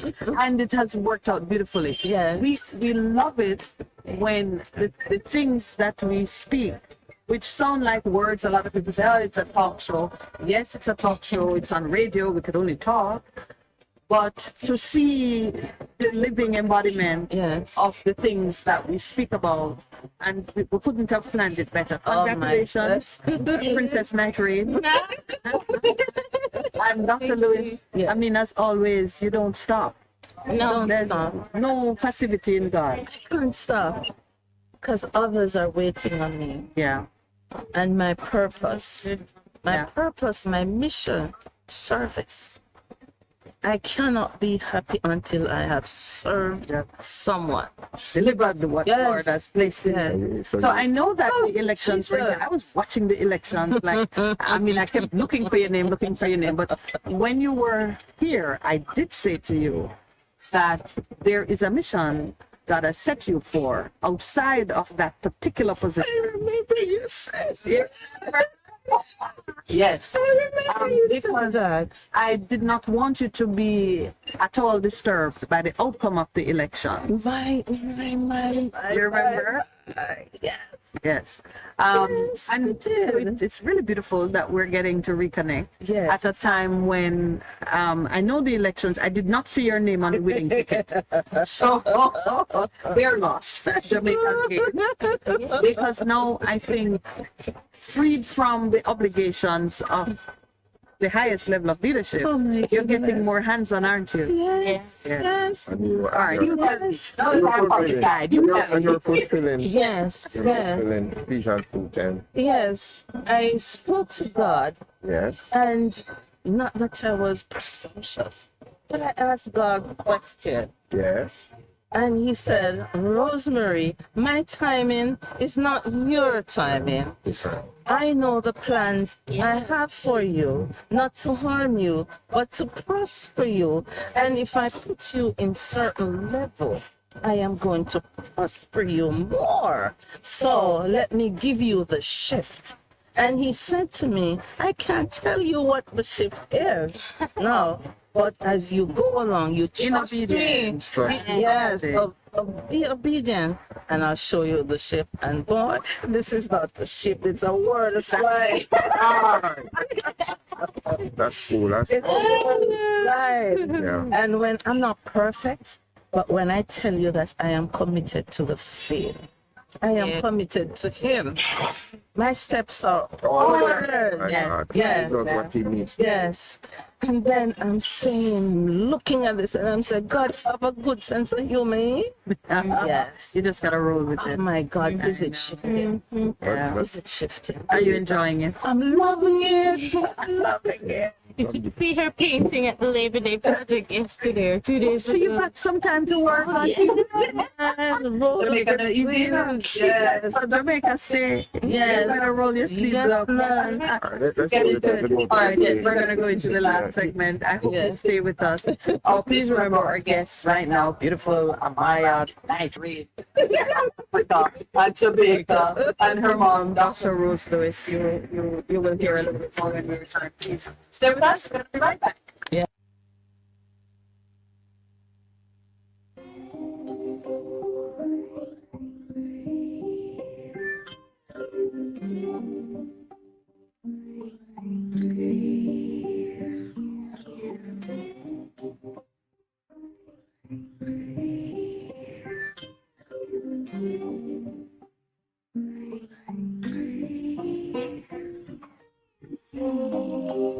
We're just a click away. www.bestfm.com. Streaming live on the internet.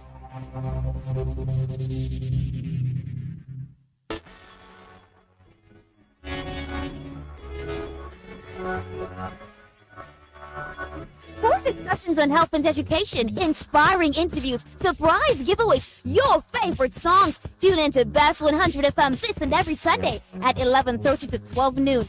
It's Distinction 411, your weekly college magazine program hosted by James and the Distinction family. Catch you on Sunday.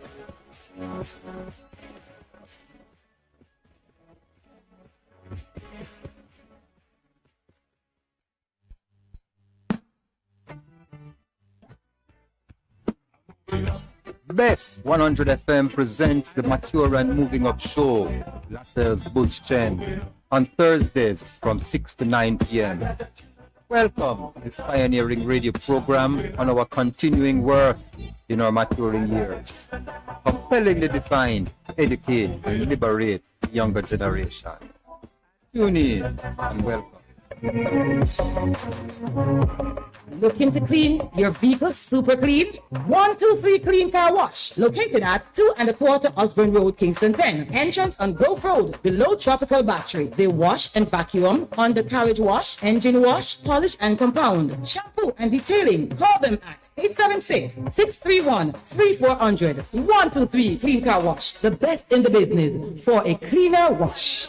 Believe me, it's so easy. 1, 2, 3. What should a taxi service do for you? On-Time Taxi Service is more than just a ride to the other side of town. They offer clean and spacious vehicles, reliable service, and promise to always look out for their customers. They'll come when you call and take you where you want to go on time. You can call us on 926-3866. We are something special on the road. Half a two. Ready, 200. Ready, mama. Ready. Is this the confusion you feel when trying to work your way through medical systems in Jamaica? Try a dose of Ask Dr. Mary every Thursday at 5 to 6 p.m. Let Dr. Mary help you understand your medical problems and bring you to a calmer place.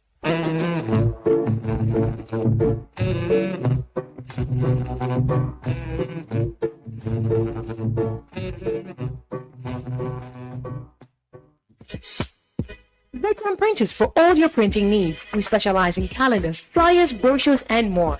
Call us today at 968-7506. That's 968-7506. Or visit us at 4 East Bloomsbury Road, off Haggard Park Road. Veteran Printers, your best choice in printing. It's good, it's better, but nothing beats.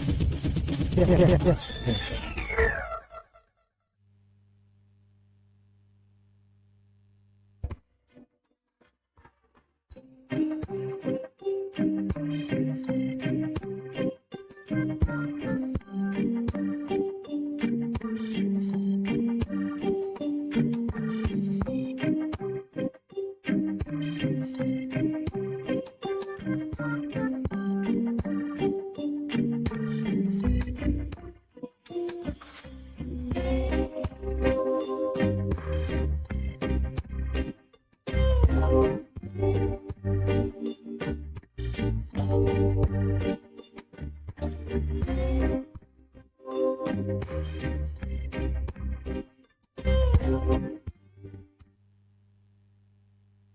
right.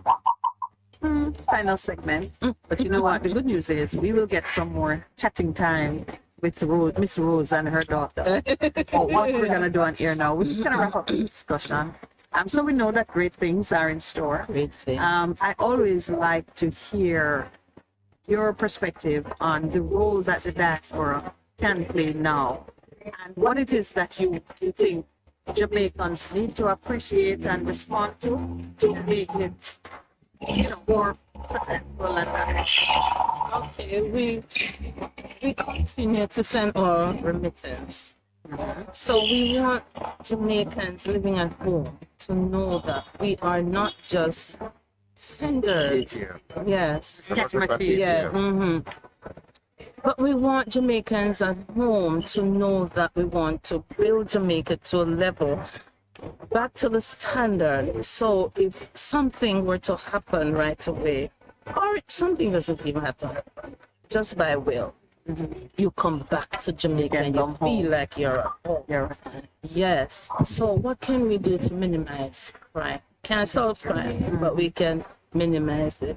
One of the things I have looked at is agriculture. That is, food security.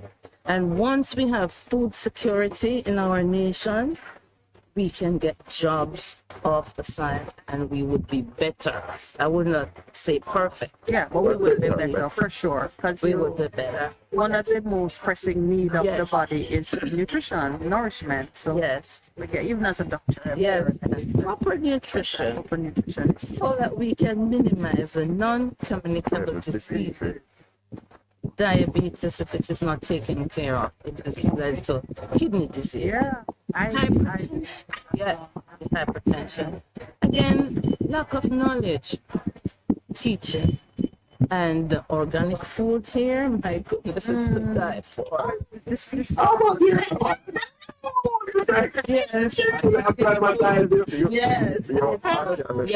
Very different. The food from the ground here tastes nothing like what you get abroad. And even too, I've tasted yams and mangoes and so on from Mexico or Colombia or Dominican Republic. It's different.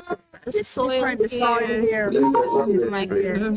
Yeah. Let me ask, you've just mentioned as a professional pageant participant. I just love her. When you spend time here, what was the favorite thing? What stands out for you about Jamaica? I would say finally feeling like I belonged to connection. Yes, like a people, a country that reflected the way I look on the outside and the way I feel on the inside. Let me tell you, in the States... That is beautifully said. Thank you. So much of the experience is, I guess, categorized by race. So it's kind of surreal. Yes. Doesn't really feel like it's fitting anything. Exactly. And it becomes very daunting mentally, emotionally to always be judged based on how you look before. Something you can't change. Yeah. Which has nothing to do with who you are and your potential. So exactly, the character of a person. So when I was living here, I finally felt like I could be seen and acknowledged for who I was, because you didn't just judge me based on the color of my skin, but the content of my character. And that was very profound, because I finally felt like, I can breathe. I can see myself in those around me, and then I can bring to the table what I came to bring to the table. So and it's taken on merit. Thank you. Jamaica is not perfect, because obviously, mankind not being perfect means the things we do will have faults. But I think that sense of belonging is something that I can relate to. I remember living abroad. Now I was living in another island with black people, but they actually had an act that talked about belongers and non-belongers. And that sense of not having a place it's real. For a time, you Right. enjoy it because you don't have to take responsibility for anything that you see going on. But there comes a time when you realize that you want to have your opinion matter and to be counted. So I'm very glad that Jamaica could give that to you. And I'm saying it for those in the diaspora. It is a valuable asset. In years to come, not too far from now, you're going to wish that you had kept your Jamaican passport, kept your connections to the country, because as the world shifts around you and things become uncertain, the solidity of the rock, The rock, the rock, man, the rock. yes, the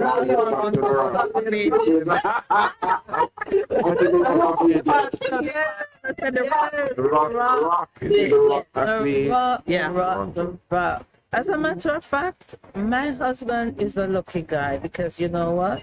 If I had found Jamaica, Jamaica would be my husband, not him. Not him. husband is lucky, right? Yes. Because now that Jamaica is filling up your heart. Yeah. Yeah. Let me see if Earl Brown send me a note because he loves Jamaica back. And in Canada. Yes, Jamaica is. Love Jamaica. And I appreciate my husband. There were so many things that he instilled in me that I didn't know Jamaica. Oh. I left when I was young. Right. So a lot of the things that I have gathered over there about Jamaica. It has come from him. So we're back to institutional memory and Percy, because each of us carry the experiences and the memories of our own childhood. And if you share it, you can give someone else another. That's interesting. Yeah. But can I tell you, there are some things. I have some memories. They're good, man. Yes. I hope he's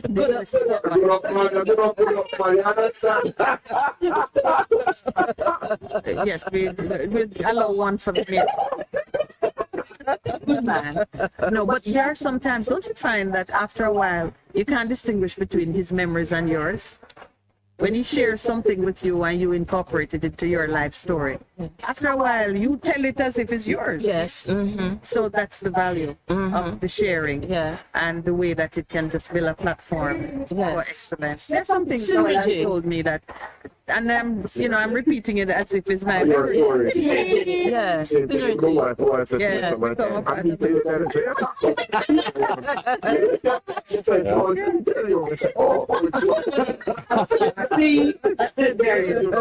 But that we are known, Jamaican are known to be very oral. We tell stories, we're dramatic in that way.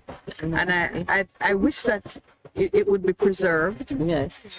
Because that's how we hand over to the next generation. That's how Mommy handing over to you. You're sitting here in her interview, and it's as much your interview as it's hers one day when you tell the story of sitting with the Morning Connection. I'm part of Pastor Percival is a globally recognized. About yourself. Maybe I'm already globally recognized. Yes, you are. When he's a globally recognized preacher, he'll say, I met him. And he blessed me with a scholarship. Interestingly, been all over the world. There's something about Jamaica wherever you go around the world that just blows my mind. I remember I was in Australia.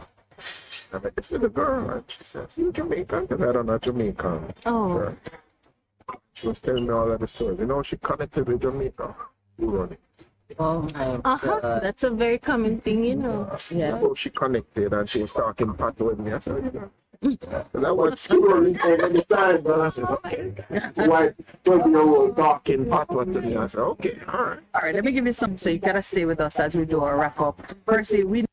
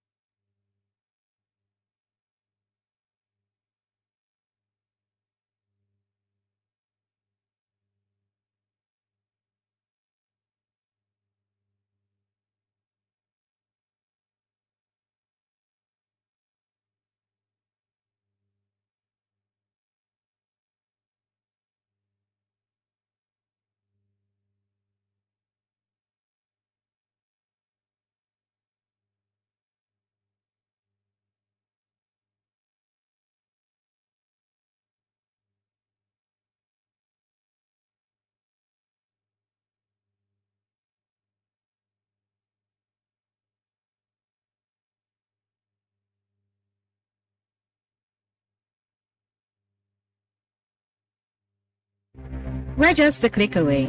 www.bestfm.com. Streaming live on the internet. We're just a click away. www.bestfm.com. Streaming live on the internet. We're just a click away. www.bestfm.com. Streaming live on the internet. What a day, oh. What a day, oh. Say what a day, what a day. Oh. I'm tired of the hunger I see on people's faces. Tired of the animosity between the races. Tired of corruption in high and low places. And bricks with money but no social graces. Tired of being judged for the style in my hair. And the music that I listen and the clothes that I wear. I'm tired of life and death being shoulders a pair. And politicians who keep saying they care, but maybe hoping for a change is a dream. Maybe life ain't as bad as it seems. But if dreaming is the best I can do, then I'll be dreaming my whole life through. Oh, what a day when war becomes a thing of the past, and peace we will have it at last, and life it's finally worth its cost. And whoa, whoa, whoa, what a day when men finally live what they teach, and love ain't just a concept we preach, and blood no longer runs in the streets. Whoa, whoa, whoa, what a day. Tired of leaving church feeling like I just been robbed. 2 hours of rambling, not much mention of God. The richest man's the only one who does not have a job. A bunch of righteous freaks extorting words in a mob, y'all. Tired of baby mama, tired of baby daddy, chilling in the spot where the parents should be. Teenage mother saying leave my business alone. In 20 years a kid could be robbing my home, but I got a vision of a whole other plan where the spiritual can flourish again. I'm just waiting for the fire to rain. One young what 20 years a kid could be robbing my home, of the past. Got a vision of a whole other plan where the spiritual can flourish again. It's gone, just wait for the fire to rain. What a day, what a kid could be robbing my home, got a vision of a whole other plan. It's gone.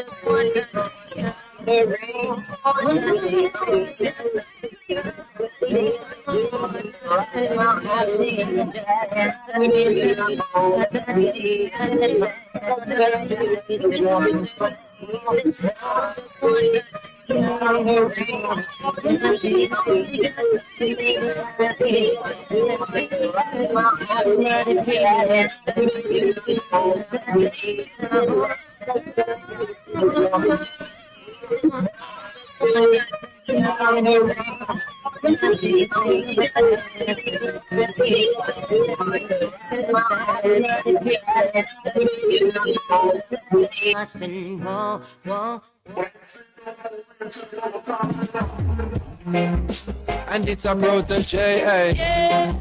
Chronic's are where you stay, eh? Okay. Who knows? Who knows? Who knows? Who knows?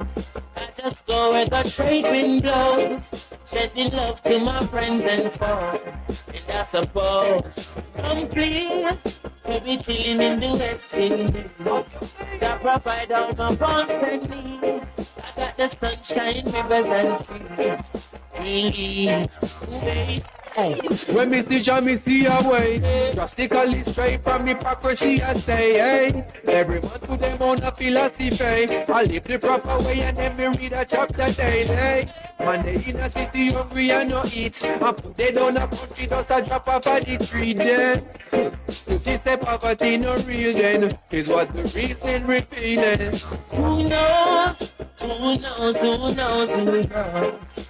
I just go where the trade wind blows, Sending love to my friends and foes. And I suppose I'm pleased to be chilling in the West Indies. That provide all my wants and needs. I got the sunshine, rivers and trees. Really, yeah.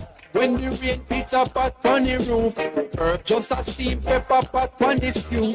Life is a dream if you got gratitude. So God tell me regime, them can't stop what we do now. Information you think on your own, or else you're a slave to the things that you know.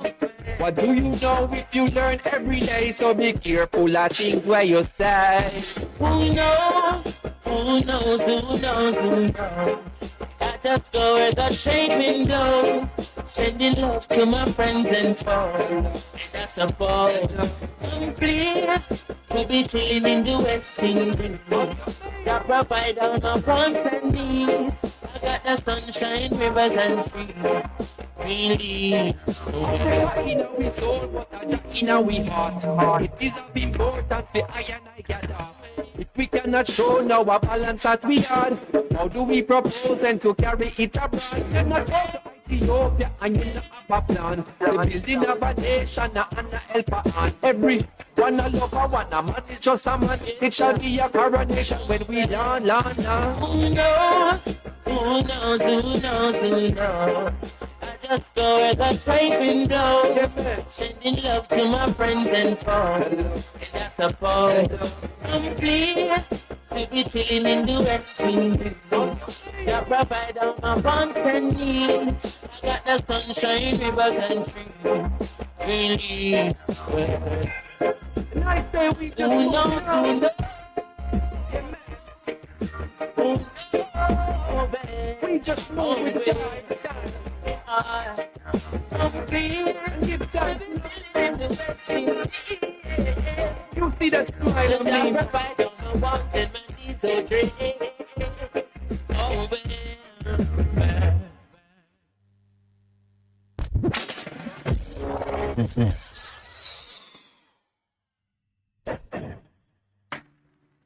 Okay.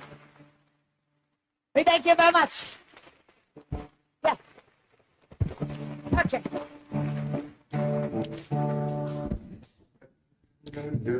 Right now, I think you might like to hear something from us. Nice. And easy. I'd like to do that for you. But there's one thing, you see. We never, ever do nothing nice and easy. But I never lost 1 minute. We always do it nice. Rough things might have been. We're going to take the beginning of this song. We'll keep and we're going to do it easy.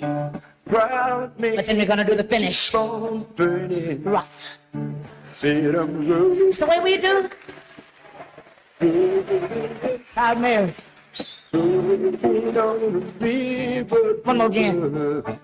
Say we rolling, rolling, rolling, rolling out, rolling on the river. Listen.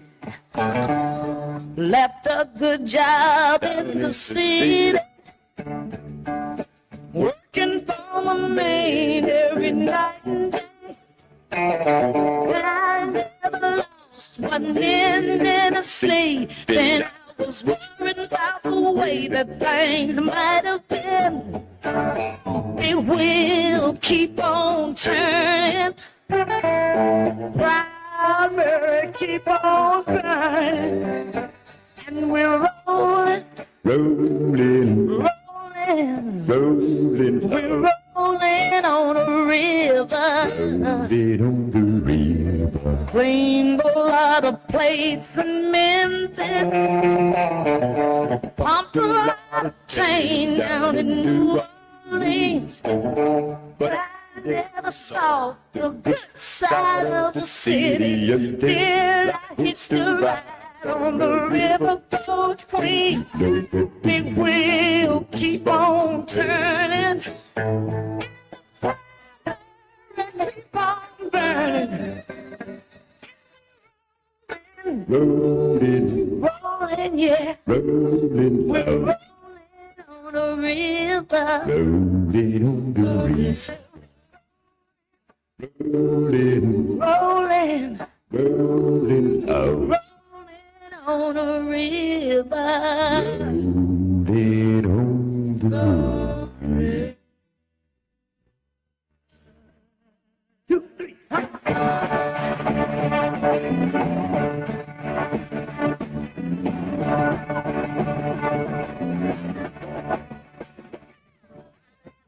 Job in the city, working for the man every night and day.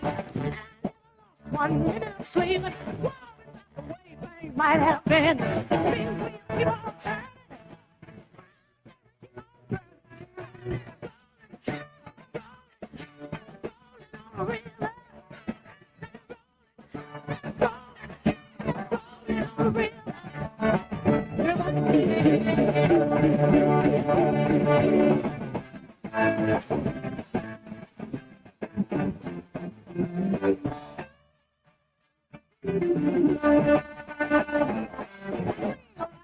In Memphis, a lot of time in New Orleans.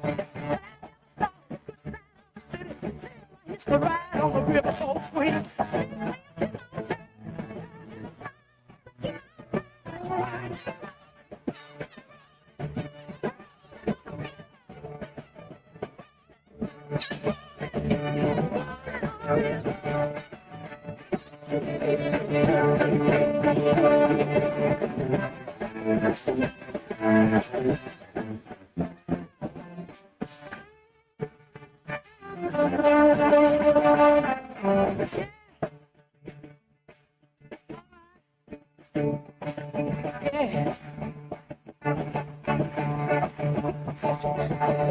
If you come down to the river, you're gonna find some people who live.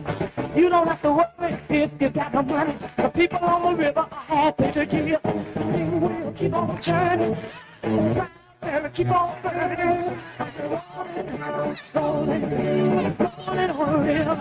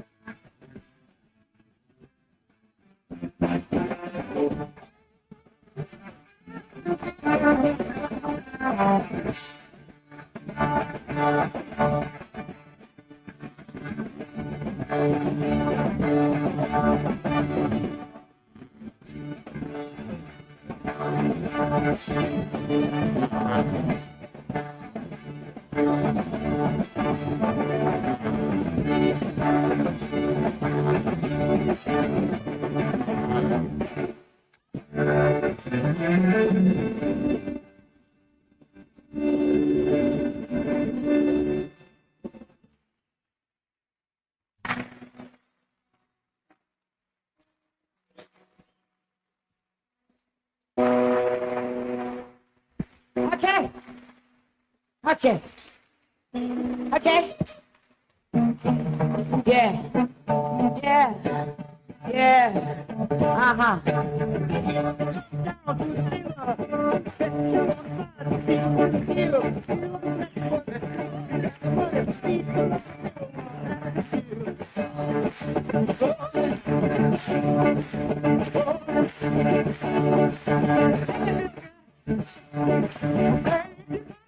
To the river, that's your people. You don't have to worry if you got no money. You're simply the